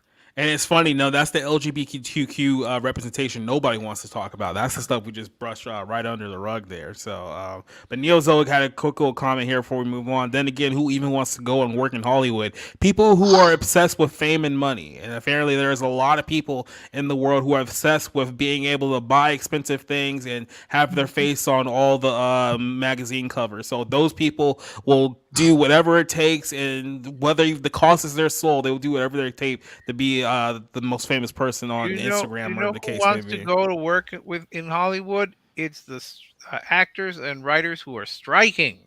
They want to be there. I mean, I will say, like, as a writer, like, I would have loved to have any of my works turned into movies like 10 years ago. So I get the appeal of, like, they have a whole business dedicated to making a really stellar product, or, they did.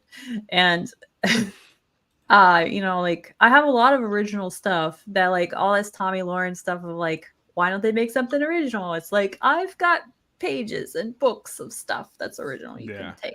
But is it diverse and inclusive? Yes, actually it is. So, but I'm a white woman. I could be anybody. So use that white privilege. Just claim you're like 1/16th Aztec or something like that. That way nobody can throw anything. I could adopt you into the Aztec world there if you like. To La Raza. Yeah. All right.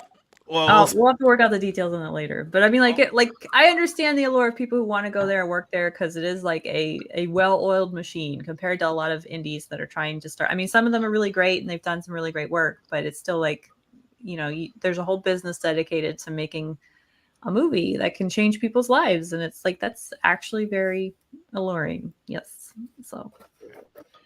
I'm not above wanting to go there if it's good. And I will say that Rob and Cassie are probably more Hispanic than I am, so there's that.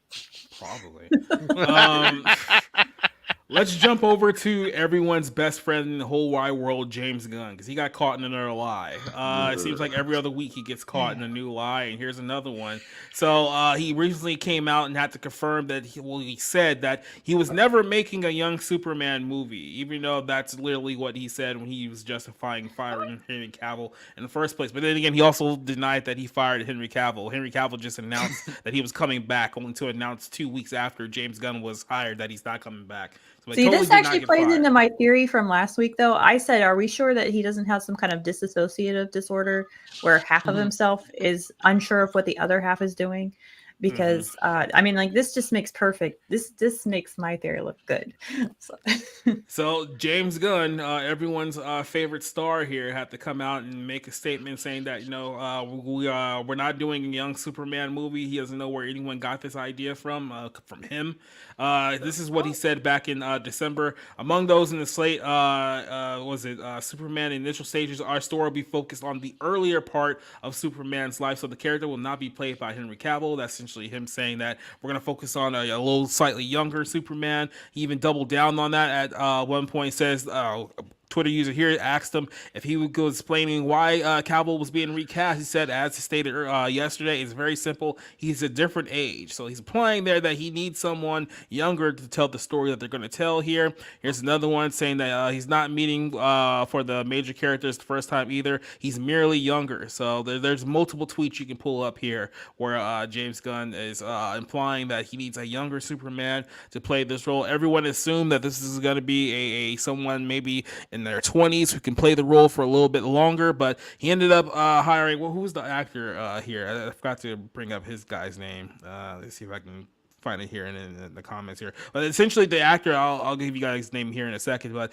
the actor here is literally going to be older than Henry Cavill when this film comes out, than Henry Cavill was when Man of Steel came out 10 years ago. So this whole narrative that's been built here, that the reason why they had to get rid of Henry Cavill because he wasn't the right age to play what they were going for, is just complete other nonsense, which is letting people to ask the question, okay, well, was there actually something more personal going on here behind the scenes is the reason why you got rid of Cavill in the first place? That answer still has not been answered by anyone. Maybe we'll get something here eventually, but we'll get it. By the way, the new actor's name is David Corset, who's going to be playing the new Superman. Like I said, by the time that film that he's working on now comes out, he's going to be older than Henry Cavill was when Henry Cavill was Man of Steel 10 years ago when that film first came out. So yeah, it's just one contradiction after another that people are catching James Gunn in, and it's not getting particularly any better. But here's another thing, and I'll shoot this over to you guys here in a second, but here's this very annoying war that's happening right now, and it's between the Zack Snyder people and the James Gunn people. You have the James Gunn people who hate the Zack Snyder people because in their mind, Zack Snyder killed all of DC, and anything that has anything to do with Snyder needs to die, which is why they support James Gunn as much as they do.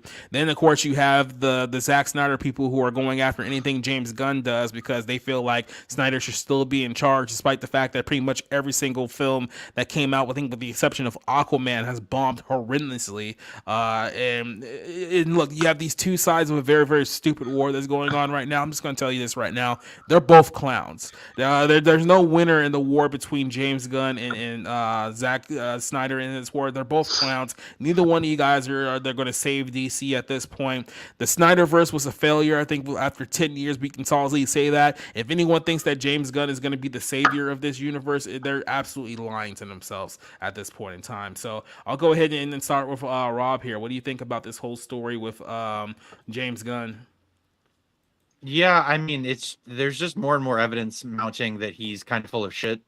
More concerning is I don't know that he knows where he wants to take the DCU.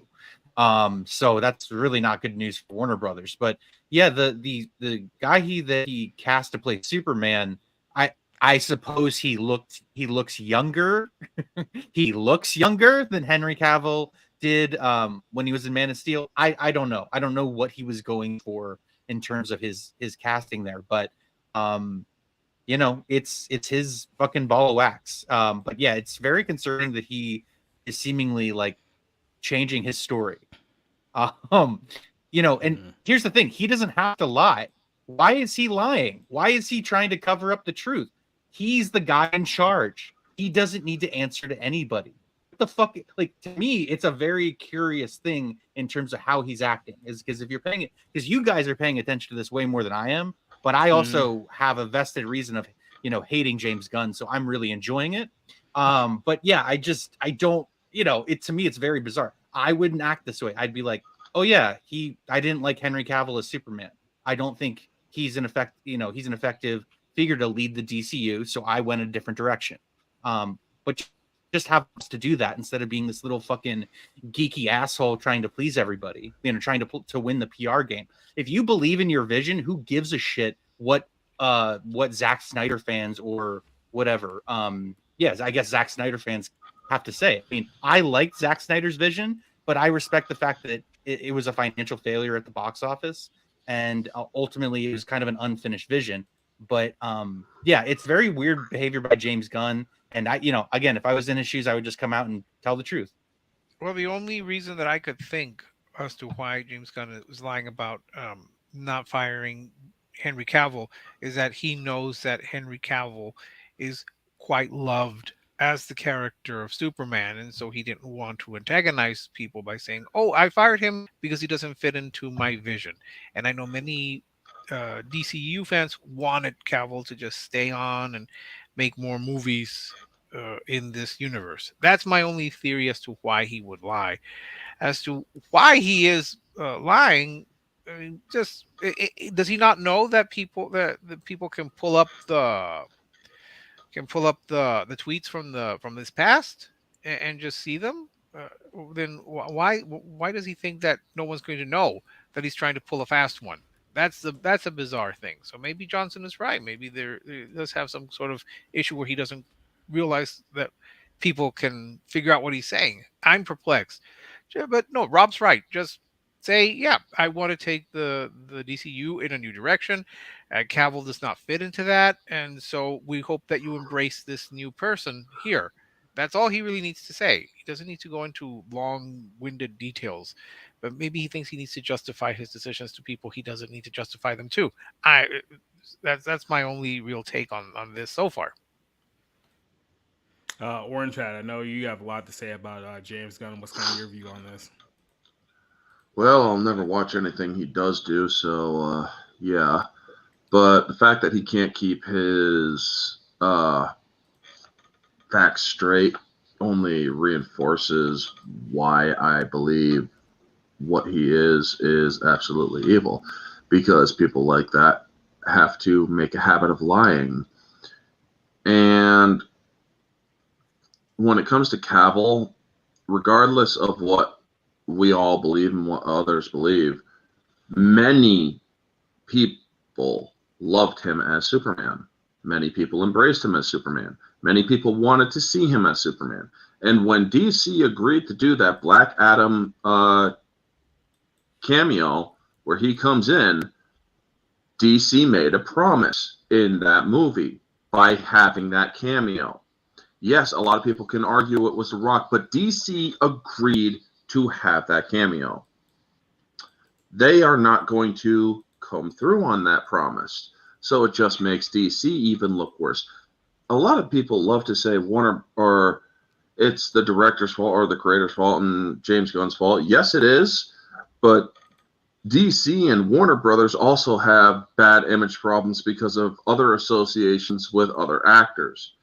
But when it comes, look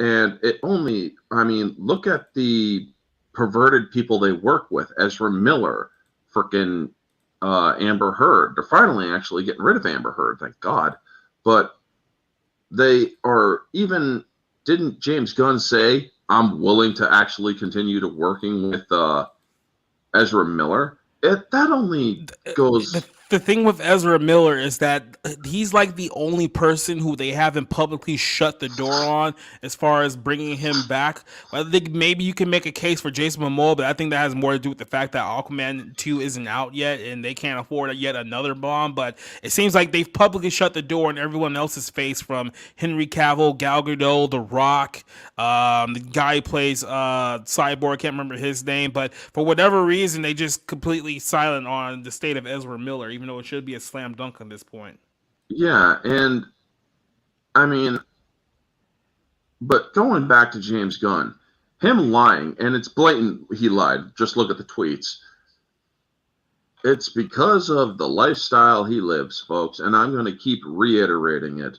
The man frickin' threw parties that were themed for people who are very disgusting individuals, who like kids in disgusting ways. And not only that, but those jokes that he said, oh, people shouldn't talk about the jokes anymore. Well, guess what? If somebody is willing to make those jokes, it does speak to an underlying thing that they have in their life. He is a very sick individual. I do find it very hilarious that during that time they tried to make James Gunn like the poster child of cancel culture, as if he was like the worst example of someone who got canceled who shouldn't have gotten canceled, ignoring every other person who they've destroyed over that 10-year period as well. But the only reason why they tried to defend James Gunn because he was one of theirs versus everyone else. The MCU and everybody and all of his fucking Guardians came out and like, you can't get rid of James Gunn. If you get rid of James Gunn, I'm fucking leaving. And it's like, goodbye. Nobody's gonna fucking miss you. Yeah, adios. I mean, Dave Bautista, he's a fucking idiot. Nobody fucking cares, Dave. Get lost. He's a steroid pro wrestler.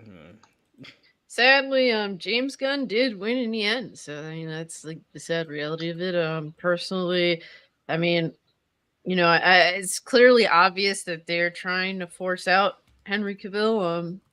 for whatever reason. There's plenty, probably, at least on their end, because we know they don't adhere to lore or good filmmaking that's based off of the the actual source material. They're not into that. Clearly Henry Cavill is. They just don't like him for maybe that, or maybe some other, what They seems don't to like be, at him least to me, because- arbitrary reason. They don't like him because he's actually a fucking geek like we are. He built his own freaking thing. He also wanted to stick, or the reason why he left The Witcher was because they were going away from the source material. He respects source material, where Hollywood now is anti-source material. Well, not only that, but there's some other implications there too. Some people say that he's probably privately a conservative, which is another thing. Because keep in mind, like him and Gina Carano used to date years ago as well. So they've always tried to like use that whole relationship like over his head, try out and be like, oh, see, he's really one of those people, and that's another reason why people, I guess, people within this bubble here try to attack him as well. So there's a number of things. He's a fucking Brit. Who cares what his fucking political leanings are? Right? Yeah, pretty much. Yeah, so James Gunn's a hack and a terrible person. I largely agree with that. Believe me, Neozok, I've called out Joss Whedon, and I've actually been yelled at because of calling out Joss Whedon, and it's like, I don't give a fuck. This dude is a sick, twisted bastard. Just look at everything he does. Josh Whedon, Firefly was terrible. Jesus. Exactly. But no, Josh Whedon is probably responsible for single-handedly for like the last 15 years of just absolutely terrible dialogue that we've got. Like, we talk about the content of like these MCU films. It's like we're still living in the bubble of like Josh Whedon dialogue from like 2012. Like we're still doing this with all of these movies even to this day. This whole quirky, funny. It's like, God, I just want to like throw a television into a river. Like when I But we are gonna get a quirkier, funnier Marvels later this year. You know what? Honestly, though, when it comes to James Gunn, you are like I mean, the look, perfect cure for erectile dysfunction, or perfect like, cause look- for look- erectile dysfunction. Yeah. look at the kind of audience that still revolves around DC after all these years, after all these terrible movie releases, TV show releases. These are a bunch of dumb motherfuckers. So I'm not surprised that he's being this like poor and trying to hide his lies at this point. Now I was skeptical, but like this, based upon this, it's like, well, just a few short months ago, you were saying you wanted a younger Superman. Now all of a sudden you're saying not necessarily, that's not what I said. We're casting this dude that's just about pretty close to Henry Cavill's age, give or take, whatever the fuck. And it's like, okay, you're full of shit. To me, you're not trying to appeal to me because I've already been off the boat with these comic book fucking filthy pile of dog shit films for years now. You're just trying to appeal to these dumb motherfuckers that still somehow think that these movies are actually worth going to see. And to that, I mean, they are really stupid. I'm sure there's a bunch of them that are going to just forget about this whole thing and move on anyway. So, hey, man, I can't, at some point you can lead the horse to the water, but you can't force it to drink. So it just is what it is. I think to add to that too, like a lot of like Batman's been around for a very long time, and this is a hero that has been kind of passed down generation to generation. And I mean, like we've had a Batman movie every 10 years or so or less, and so like even if you're in your 30s, you've had at least 3 or 4 Batman movies at this point, and it's not even it's not something that started with Man of Steel. So I can understand that, because I mean, like I loved Star Wars as a kid, and now when people say like, who's your favorite fictional hero, I have to be like, do I say Luke Skywalker or just find somebody else? Because he's turned into such a curmudgeon failure / I shared this thing on Twitter the other day, and I follow Alex Ross. I don't know if it's his actual account or if it's just his illustrations and his comic books. Listen, hell yeah. These are great characters, and they have amazing stories that go with them. And it's like if you could bring this larger than life, these larger than life stories to the screen, people would go see them and they would actually be well made.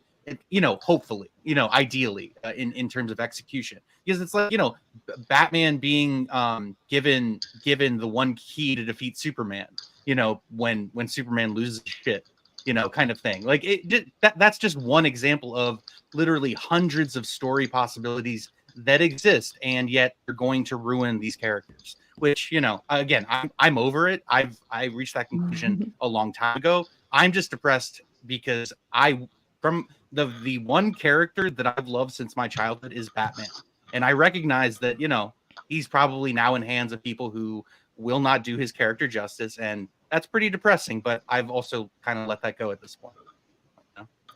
Yeah, more people need to let go. Idealism is a double-edged sword. So. Yeah, I mean, like I said, I've said my piece about this whole thing. I think people who think that James Gunn is going to somehow save this whole DC universe are just completely lying to themselves because they just hate Zack Snyder. And like I said, Zack Snyder's universe failed. I know this may be hard for some people to understand, but look at the numbers. I think there's only one movie that was actually a financial success out of everything that they've done in that entire run, and that was Aquaman. I think you can make a case for the first Wonder Woman movie, certainly not the second one at all, but none of these films that DC's done over the last decade really moved the needle compared to what Marvel was doing around like the same time. It hasn't been like a single film that people look back and be like, oh, this was the movie. This was the one that set apart. Like, I know people tried to give that thing the Wonder Woman. Let's be honest, Wonder Woman was like a very mediocre film. It was good up until a point. I thought they completely lost the plot in the third act. Some people had a problem with the setup. Agree. It depends on where you go there. I think the film fell apart at the last act there. But yeah, I mean, look, there's nothing really to salvage here. And like I said, my prediction is like, I think that Warner Brothers is going to get sold to Comcast for the next few years, and they're just basically using James Gunn as a bargaining chip to be like, here, see, look what we got. Don't you guys want to buy this whole property? But depending on where things are going now, I don't know if any media company, with the exception of Apple, is going to have the funds to buy another good company at this point. So it's going to be very interesting to see where Hollywood goes here. A small correction. It's Aquaman made $1 billion where none of the others were or did, because some of them were box office successes. It's just Aquaman was the only one out of the DCEU to actually make $1 billion. Okay. Hell, the Suicide Squad movie made a shitload of money, and it was a piece of shit. So I mean, it just we're talking it's about not the what it first was. one or the James Gunn one. Well, it's just like the female dialogue. Yeah, thing. the 2016 one. Making money doesn't mean it's a good film. Yes, that is true. No, exactly. That is very true. But that's how they measure success, unfortunately. Yeah. Right. And again, When I know you're it's not losing part millions, of DCU, but because I Watchmen guarantee is you still they're going my to do the favorite, same thing. comic book movie. So no, it's okay. They're going to do the same thing they did with Captain Marvel. They're actually going to do it again this time around. I guarantee you, they're going to protect the fuck out of this new one. I get the feeling that culture and entertainment is largely moving away from the superhero feature film. I think that they will be around as a genre, just like Westerns are still around. But do I think it'll be the mainstay that it's been for the last 12 years? No. And I think James Gunn offered a potential opportunity, and he probably knows it's unlikely to come to fruition. But he put together Peacemaker. I like Peacemaker. Put together the other Suicide Squad movie, which I quite enjoyed. So maybe he's thinking, well, it's worth taking the chance here. It's worth rolling the dice. But realistically, I would imagine James Gunn would understand that the odds are not in his favor here. I mean, it's pretty much the writing's on the wall and everyone can see it. James Gunn is not a stupid man. So I'm assuming he knows it too. Well, kind of to bounce off a little bit of that, there was a time when movie musicals were very big, very profitable, but they got too big and they started adapting them from Broadway. So you were, for every My Fair Lady, you had something like Dr. Dolittle or Hello Dolly, these big gargantuan films that were not good. And eventually the musicals died off, and then they had a little bit of a comeback, but then they're kind of quiet, where you can get a musical but very rare. Same thing probably with the comic book film, where it's just overwhelming audiences. And then add to that the Marvel idea that you have to watch television shows to try to keep up with all of this. They're not. Yeah. And all I have to say is what James Gunn constantly lying and being caught in lies. Like, look, dude. Nigga, did you know that I can see you? Like, we have your tweets, James. Like, just stop. Like, just stop. Yeah. I mean, the best comic book movie that they ever made was Dread, in my opinion. I will say, like, as somebody that writes superhero stories, and I've got a comic coming out, like, this stuff will, support me, by the way. Lee Marvin too. There were years between, like, a lot of the graphic novels that eventually started off the kind of like the superhero fanaticism, and so it will probably come back again. It just we'll probably have some kind of break for it. I mean, even westerns are starting to make a comeback apparently. So please. By the way, please. Warner Brothers just put out something that says that they're blaming the failures of Blue Beetle on the hurricane that hit California. I saw that. Oh my. Okay. Yeah. Look, as someone that actually liked the movie, even I'm not buying that. Yeah, but that was the same reason. Yeah, I think they gave better hurricane than a plague of locusts, I guess. There are two reasons why Blue Beetle is bombing: the marketing, and the marketing because the other element was inside of the marketing. Well, not only that, but no one's ever heard of Blue Beetle, and it's not a name that's going to excite people to begin with. I've said it's the obscure character, it's the run of bad films, comic book films that they were facing off against. Yeah, so it was seeing a lot of hurdles.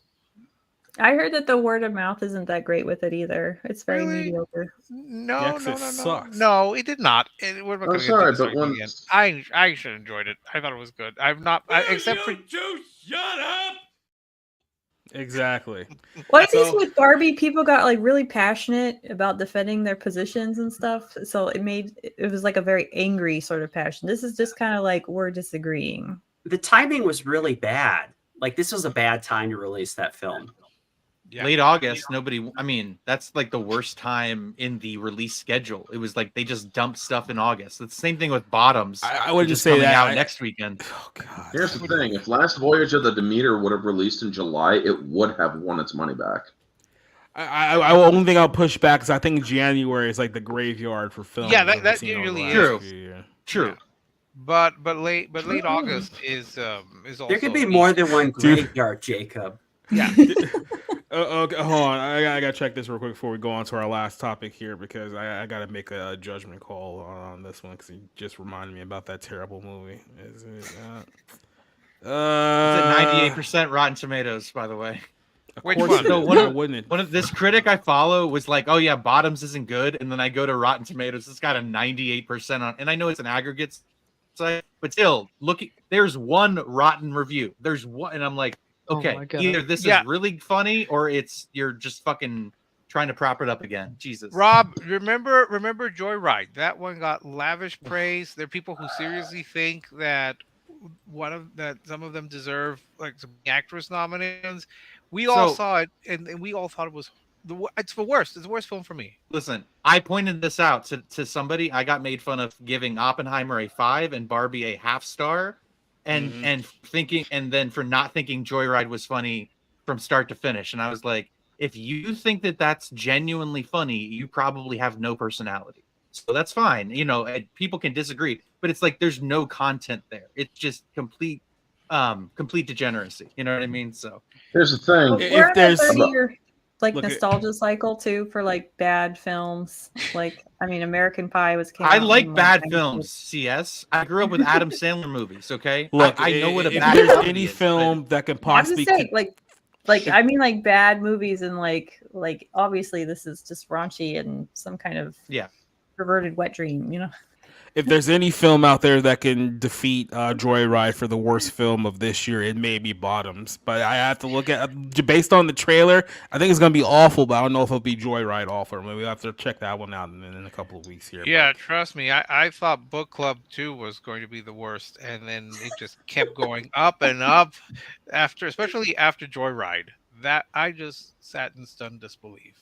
Yeah. So Let's go ahead and end this show with our closer. We're going to talk about Spencer's favorite actress in the entire world, Keke Palmer. Keke Palmer is now tripling down against her now ex-boyfriend. I think it's now been confirmed that they broke up. So if you guys don't remember this story, let me go ahead and I give don't you even know this story. a quick little back to the lore here. This is about a month ago, or maybe a little bit more than that. Keke Palmer went on a girls' night out in Las Vegas, and they went to go see Usher. And at some point of the show, Usher was serenading Keke Palmer. She's basically like all over him. Keep in mind, she's wearing a dress with like her ass out, like everything's like, it just wasn't a good look, right? Meanwhile, her boyfriend is at home taking care of the kids, and he ended up posting something on social media saying that he didn't appreciate the dress that she was wearing, and they didn't appreciate the fact that she was all over another man as well. So that didn't help matters at all. And then everyone started to attack this guy and go full girl boss. She's a bad bitch, and you don't tell bad bitches what to do, and she's more important than him, and all this just neo like uber feminist nonsense that you've been hearing over the last few weeks. So she bought into the hype because she's an absolute mark, and she started going on talking about basically like throwing him under the bus publicly, saying that you don't tell bad bitches what to do and all this old nonsense. So it blew up to this whole thing to where now they're separated. So congratulations, Keke Palmer, you're now a single mother at 30 years old. I hope you're happy with yourself. But she went out there, and now she the incident that started this whole thing was the incident at the Usher concert. So now, in a way to troll or get back at her ex-boyfriend, she literally did start in a music video with Usher that got released earlier this week. And Keke Palmer pokes fun at Boyfriend, which is literally the name of the song in the video that they're in. And they literally shot the thing in Las Vegas. So basically, the whole music video here is an FU at her ex-boyfriend, because she was the one who was all over Usher to begin with. So now this is her way at getting back at him after everything that's gone on here. But basically, it just goes on to say that they did a music video together at a Las Vegas Regency. The whole thing is shot in a Vegas casino, and like I said, there's a lot of innuendos here and a lot of things that are basically like big fu to this guy, because I guess he was the problem for saying that he didn't want his girlfriend to be grinding on other men. So of course he was the problem in this scenario, not her. She's perfect in every single way. Don't you dare say otherwise. And then listening to the way that some of the people responded to this, basically praising her for this whole thing. Here's an article for Vogue with the title, Keke Palmer is objectively winning the I don't give a F war against her ex, and I love it. This is an article by Emma Spencer. Basically, just go ahead and read this whole spiel right here. I know we're all supposed to be modern, empowered adults here, but let's be real. I don't think there's a soul out there who hasn't dreamed about absolutely trouncing their ex by showing up at a function that they're at a Lady D style revenge dress, flirtatiously sharing flutes of champagne with a hot person or two or three, and all for like, this is just absolute rambling. That's why it was written by a woman. But she's basically propping up Keke Palmer as like this folk hero now, because she got into it with her ex, or with her then boyfriend at the time, who decided to break up with her, and now that the fact that she's publicly dumping on him because he was an absolute loser who was trying to slut shame her, according to this article, saying that she was trying to slut shame her for wearing a dress, being too provocative now that she's a mom. This is the other thing in the story. They think that the problem here is that now that she's a mom, she's not supposed to wear certain clothing. She can't wear whatever she wants anymore. It's like, yeah, when you're a mother and then your life is no longer just about you, there's some certain lifestyle changes that you're going to have to make, because like I said, it's not about just you anymore, but of course you're being cheered on by a bunch of people who don't have kids and don't understand this concept here, and because you're an immature douche, you don't understand that concept either. So nice going there, Keke Palmer, destroying your family. Here's another one from the Daily Beast. I know, shocker, the Daily Beast, right? Did I already hit the limit here on this one? Yeah, they're blocking it. Son of a bitch. But essentially, the article here is saying that, Keke Palmer is trolling her ex-boyfriend, and we absolutely love it. So, like I said, the media absolutely loves this. They love the fact that she was in a relationship with a guy who seemed to be a pretty decent guy, at least from everything that we've seen on here. But the fact that he had the audacity to publicly call her out, now they're all cheering her for essentially destroying her relationship, making her child a single mother, because it's all about her and nobody else. So this is essentially where we're at now. So Johnson, I'll start this one off with you. Now that you have a little bit of backstory here about this whole thing, what is your thoughts on the Keke Palmer situation here? Just because you have a child doesn't mean that you're a mature adult. And that's why it's best to wait to get married before you have children. This is a failure on all levels. So feminism, and a couple years ago I actually wrote an article, and it's talking about how once you have a family, feminism actually can't fit in with your family if you're going to have a successful family. So I said familyism and feminism can't coexist. Feminism is all about putting yourself at the center of the center of your decision making. Okay, like what empowers me, what empowers like my life. And it's all about me. I mean, it's basically a woman's excuse to become a narcissist. And I understand that if you've had bad experiences with men, if you've had abuse, if you've had emotional neglect and their scars, women and men today are at a place where fatherlessness is a huge issue, and it's not just a huge issue for the sons, it's a huge issue for the daughters too. And I understand that, okay? But just because you've experienced those things doesn't mean that you should perpetrate them either. And you should be very careful to not do that. People want to say that your pain from this gives you the right to be a douche. And it's no. If anything, you have more responsibility not to be one. Because you know how somebody's actions can have such a negative effect on another person's life. Yeah. So that being said, when you are a mom, you should conduct yourself in a way that that people will be taunting your kid if you do something horrifically provocative. I don't know what she looked like. I don't know.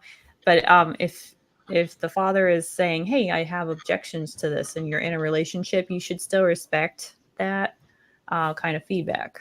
Yeah. And is it worth it to feel empowered and to be sipping the champagne and hanging with all the celebs in front of your ex, Lady Di style?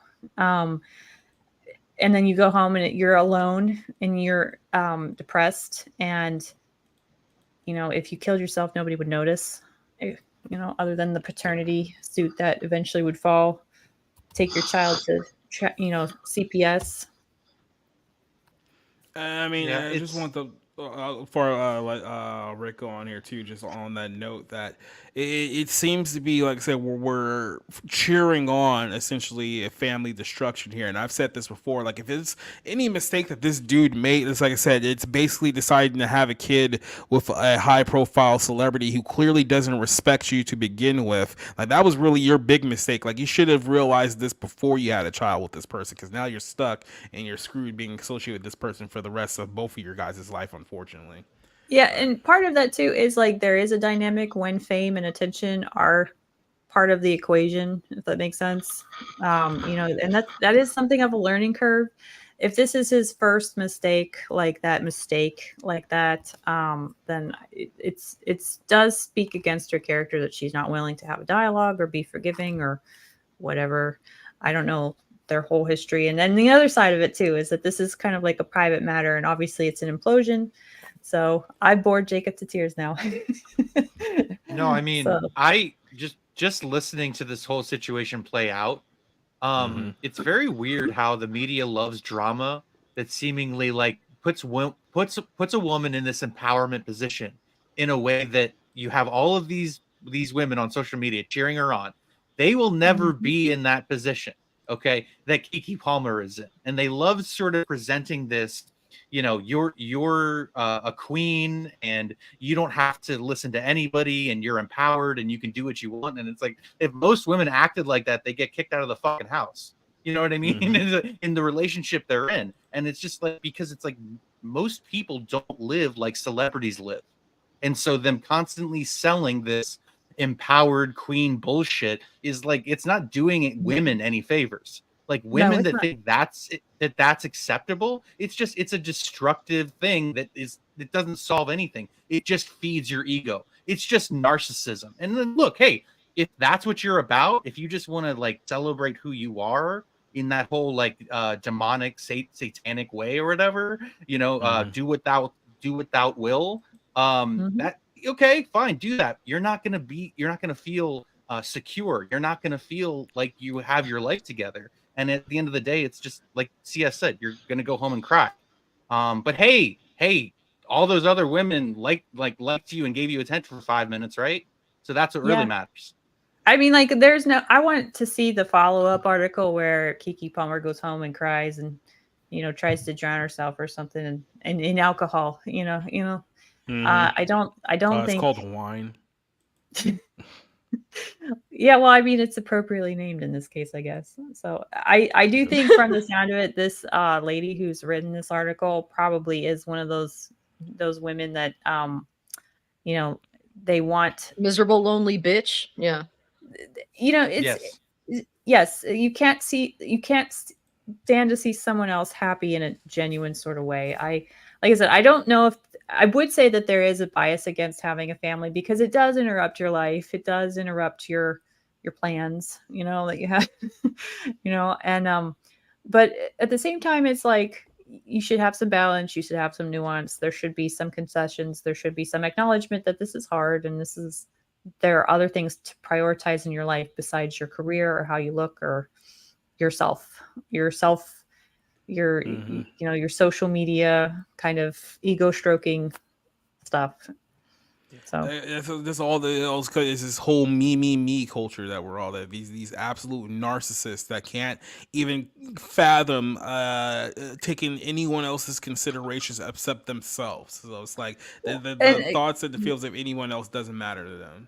Yeah, and that's what I said before. Feminism and families can't coexist. You can't be a feminist and have a family without some kind of destructive element sneaking its way through. So. Yep. Well, you know, at the end of the day, Keke Palmer is like essentially the person that's going to end up inevitably ruining her own life. If it's because she's listening to these influences in Hollywood or the media and whatnot. You clearly just told the entire world essentially that you're a fucking pig, you're a whore. You clearly don't care. You don't respect men. So my prediction is, well, in a few years, men are going to tend to avoid dating her. She's going to come out as bi because she's going to be seen with a woman because men don't want to be with her.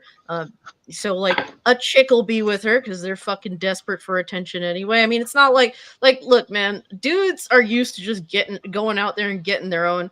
They don't need this bitch's money. You know, I mean, I'm sure there'll be these desperate ones here and there, but clearly she's put it out there that she intends to be a very, very blatantly used bag of goods if she isn't already. And dudes ain't gonna be about that shit. Yeah, and it's just one of those things where you can, you know, say that she's empowering for doing this, but in the end she's gonna be miserable. I mean, that's just how these types are if she doesn't get this consistent attention. And really, like what's crazy is that this whole thing, what's his face, I can't even remember his name. Usher. Yeah, Usher. It took this drama on the side for him to be even remotely relevant over the past fucking decade. What a fucking loser. Well, Usher has been relevant because he was in Hustlers, and Lizzo was one of the ones that was stripping for him in that movie. So poor guy. The last time Usher's been this relevant was she was in that movie. Yes. Yeah. So Did she play the whale? Well, no, she played a stripper who played the flute. That was like her big thing. That was her gimmick. Oh, so that's why she's doing all that bullshit on stage. Yeah, to I quote, thought she was causing Jennifer earthquakes. Lopez's body double. yeah, no, to quote, Right. to quote the song from Gypsy, that was her gimmick, the flute, as she stripped. Um, the issue here is that Keke Palmer is a mom, and she doesn't have enough respect for the baby daddy because they're not married to even show that she wouldn't bump and grind against someone who is not her husband and appear in public in a very provocative outfit.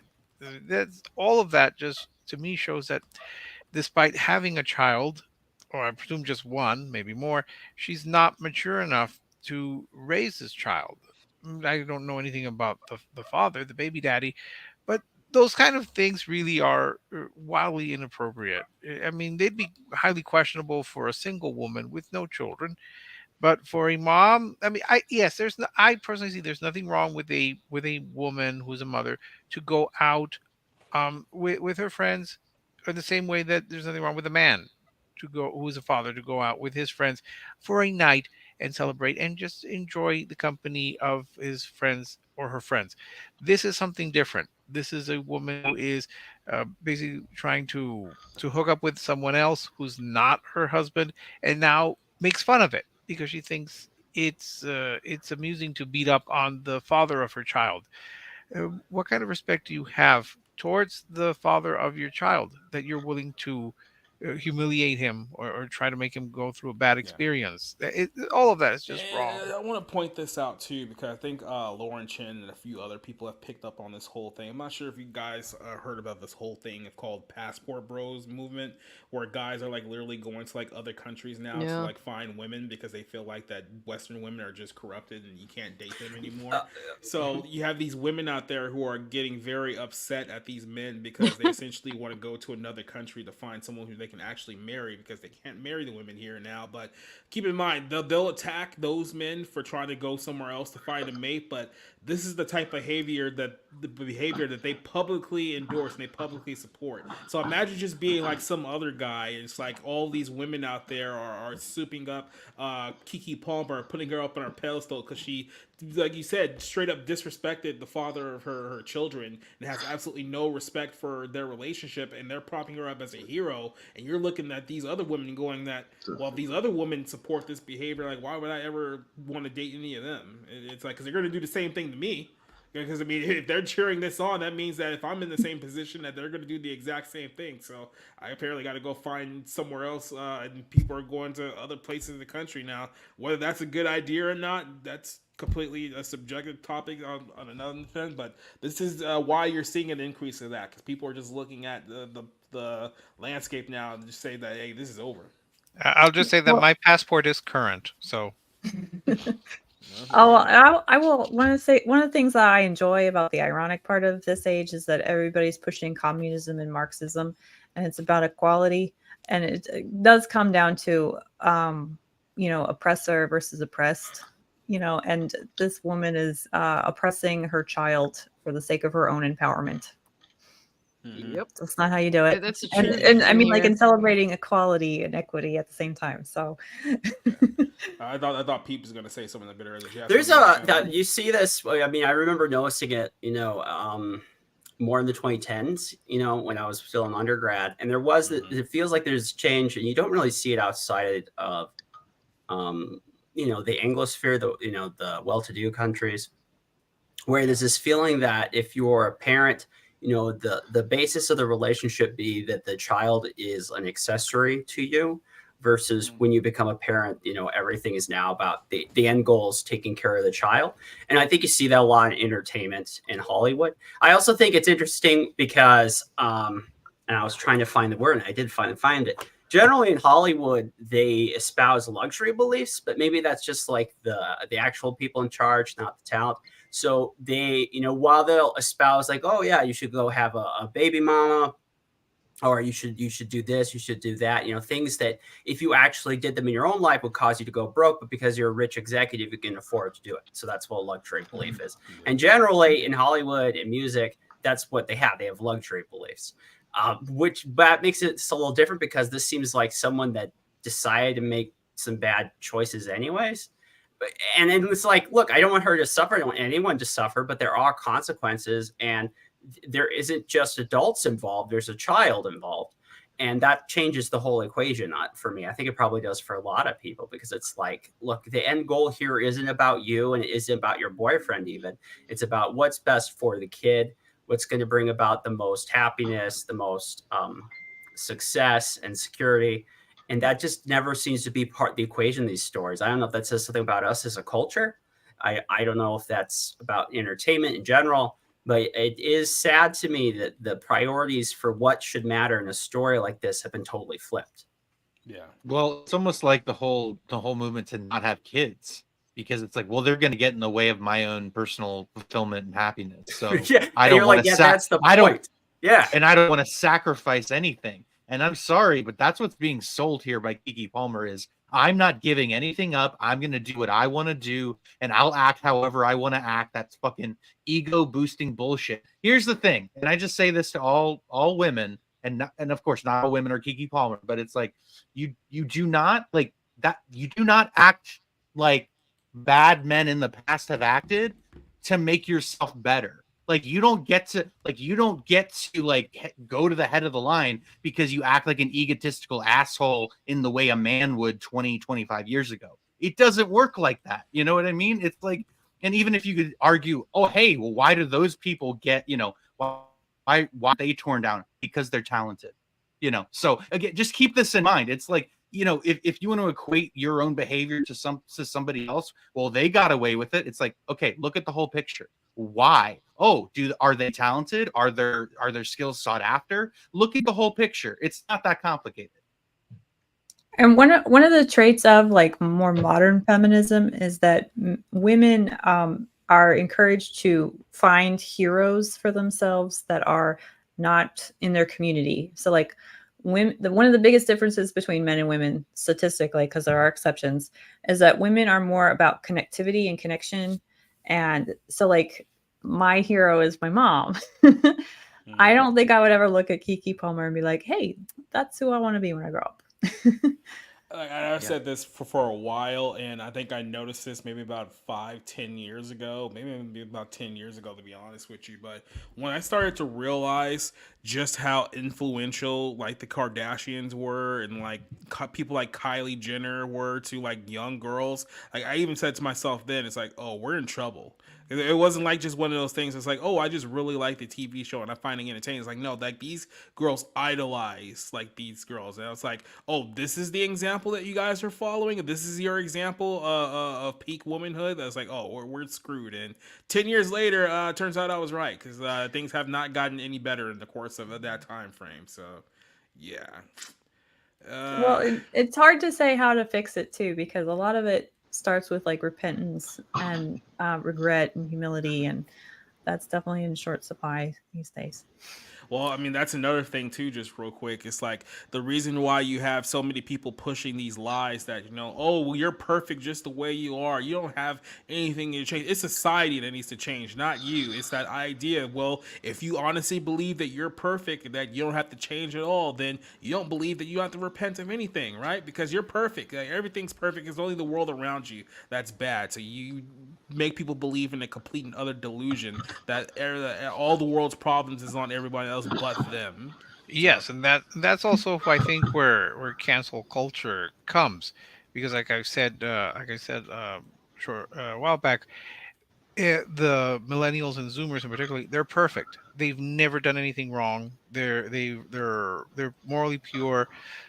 So they get to trash people like Judy Garland, who's been dead over the blackface issue since 1969. She's been dead. Yeah, they can trash her miserably though. They don't even know her fucking story, like how she was abused by the studio, how she was fed amphetamine drugs to keep herself up for 18-hour shoots. I mean, the kind of shit that these people don't know could fill a fucking book. Yeah. I mean, Judy Garland is one of the most well-known stories of someone who just had an absolutely horrific life from start to finish, quite literally. And they're using her to be like, oh, well, she wore blackface back in like the 20s, so she's a bad person. It's like, you guys are the biggest idiots on planet Earth. And that's the thing, going back to what CS said. there's no sense of repentance or forgiveness or any acknowledgement that there are people who have done wrong and misjudged. So all of these Zoomers, they get to pass judgment and they look up to people like Keke Palmer because Well, and they're she's living her young. life. Yeah, and they're living their life, and I don't know. Granted, I'm not a parent, and I think CS is the only parent here. But I would imagine that when you are a parent, you would put your kids first. It is about parenting is about sacrifice. I guess I speak that remembering my mom, who yeah, she would put taking care of me first. She wasn't out there clubbing every night after I was born. She wasn't going to do that. She would it would be how to take care of me, how to provide for me, and I mean if she wanted to go out once in a while, I mean that's fine, especially as I got older. But it is sacrificial. Raising kids is sacrificial. And Keke Palmer's not reached that point, even though she has given birth. Giving birth Yeah. does not make you a mother any more than having more than a guy is not a father if he just impregnated someone. There's a difference between biological parents and like actual parents, like that Exactly. that give you those. I will say I agree with your statements. There's only one exception to that, and I think like as a mother, like it's my job to prioritize my relationship with their father because they get the sense of stability from both of us. So if I've heard it described that if so the children are like the moons. That's actually why I nicknamed them. My children are their nicknames are Phobos and Deimos. They're my moonlings. So Well, your tweet earlier today about protecting your daughter from interested parties was pretty entertaining. So that's a perfect example of your parenting at work. There you go.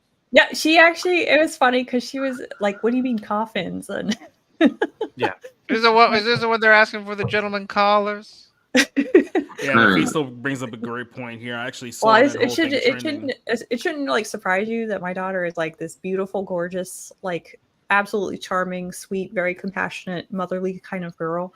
And so she actually has like this little club of boys that follow her around, and she's not that old, I mean, she's getting close to double digits, but it's still like, so she's but I've said I'm gonna have to beat these boys off with a stick in 10 years when they come for afternoon tea to ask me if they're able to marry you. Well, you gotta be careful. That sounds like innuendo too. So. Yeah, as long as your daughter doesn't start getting the vapors, as long as she's not getting the vapors. Well, I live in the South, and my degree is basically Shakespeare. So, the Merchant of Venice references were perfect, and I even said, like, they have to agree to pick on pain of death, and just for the record, remember, only Jewish actors can play Shylock now.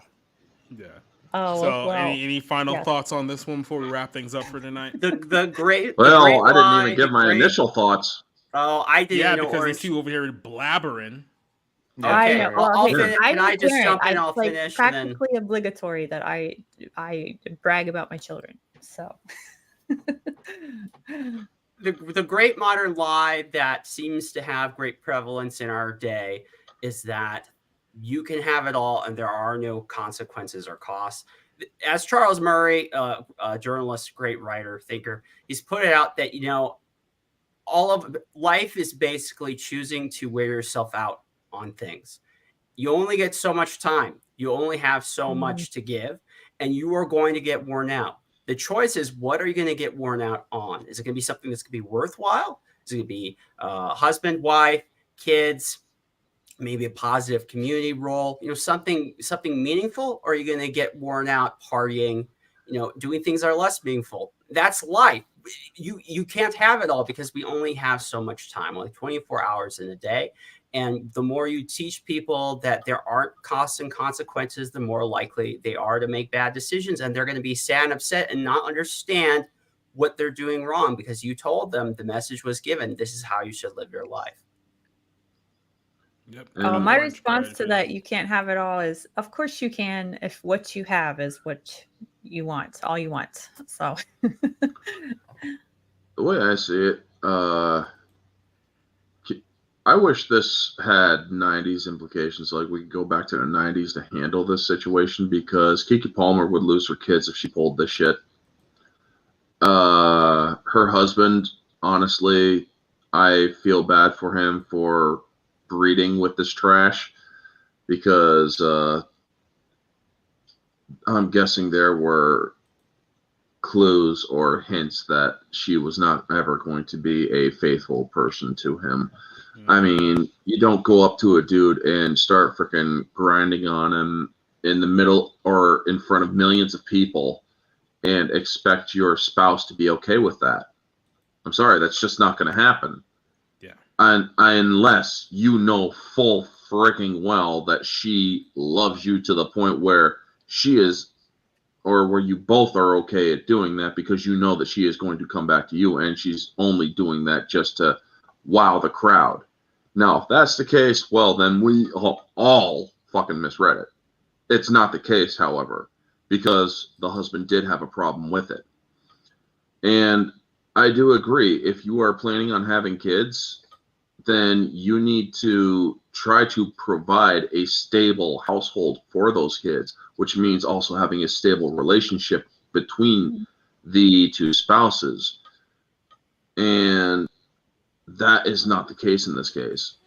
In my opinion, Keke Palmer is pretty much a trash mom, a trash woman, a trash person, because she prioritized her own wants and needs in front of her child. And that, I'm sorry, that for all those religious people out there should honestly be considered a sin. Because you are taking what you have made and saying it is no longer important because of your wants, not your needs. And honestly, that is, I hope for the best for her ex-husband or boyfriend or whatever. I hope he finds a person that will genuinely love him. And I hope that he is able to gain custody of his kids, because she should not be allowed to have custody of those children if that is how she is going to go out into public and act. Yeah, but like I said, she's being celebrated for it. And all I can say is that this whole situation seems like that she essentially worked herself into a shoot. Like, this is something that could have been taken care of behind closed doors. But when you have someone like, surprisingly, an actress who's absolutely obsessed with public opinion and public attention, that she worked herself to the public attention to the point where she literally broke up her own relationship and fractured her own family. And all I got to say to that is, you fucking mark. Yeah, well, I have to say, on some level, I wonder how much of like society in general is just cheering it on too. Like, I mean, like, you know, there are certain people that do certain Bud Light commercials that I'm sure have some kind of suicide watch clock, you know, in betting tables. Yeah. So I don't think nobody needs to be doing that, but yeah. Okay, I think we're just going to end the show on that stupid comment right there. That stupid, insensitive comment by Josh. But, so, yeah. Is that a slight, or is that a fucking attack on me or some shit? It felt like a personal attack, didn't it? No. Pretty much. I'm gonna channel my inner Brie Larson. Is that like a personal attack or something? You've got to be passing way more kidney stones are the condescending, closest my thing friend. to childbirth that men have to go through. So that's probably the connection. Or unless you're And really yes, constipated, that sucks too. The measurement of pain doesn't even come close to the measurement of pain of childbirth. I could tell some stories if you wanted, but that's It's usually where 180 people for I'll pass, 100. 140 is the measurement for men's pain. Shut up! Oh my god, I don't care! So let's go ahead and end this show finally. We'll go ahead and start off our Good Boy the Orange Hat. What do you got coming up that you want people to know about? Besides your kidney tomorrow. Yeah. I'm kidney stone free right now. When it comes to what I got going, I got my mystery review, which has already been revealed. I am doing Dread tomorrow at 1:30. Tomorrow night I am on my friend Mara's channel where we're talking Ghostbusters 2. Thursday night I'm doing Thursday night singles with my friend Mara on my channel doing or talking The Lost Boys. Sunday night, hopefully the full hat crew will assemble because we're going to be talking Avengers Infinity War. And Monday Mayhem is me going absolutely nuts talking about the next Sharknado, which is the 5th installment. And then Tuesday we'll be back to the last mystery review next week. Damn it. Nope, no plugs for you. Ricardo, what do you got coming up? Yeah, well, I've got my weekly haikus and more reviews to coincide with Summer Under the Stars. I published one today on Geraldine Chaplin, and I've got at least 2 more for Vincent Price and Loretta Young. Hopefully, I'll be able to finish up my Ernest Borgnine, Doris Day, Humphrey Bogart, and Woody Strode reviews. So I've got to get through that. And yeah, I'm just helping out my cousin George move in, and that's pretty much it. All right. You're gonna go to Whataburger later. Nobody needs to know about your cousin moving, but I appreciate the Well, information. I need to go to what I will. Okay, that's great. Johnson.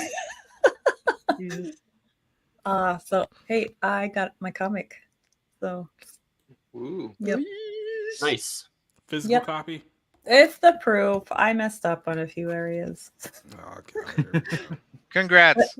I got Congrats, girl. printed out. So what did you do today? Damn. Nothing. All right. Your turn, Peter. Okay, thank you. Sorry, I was looking at something else. Twice. I know. Sorry. We have Culturescape this week. We're doing an interview with Howard Andrew Jones. He's a fantasy writer.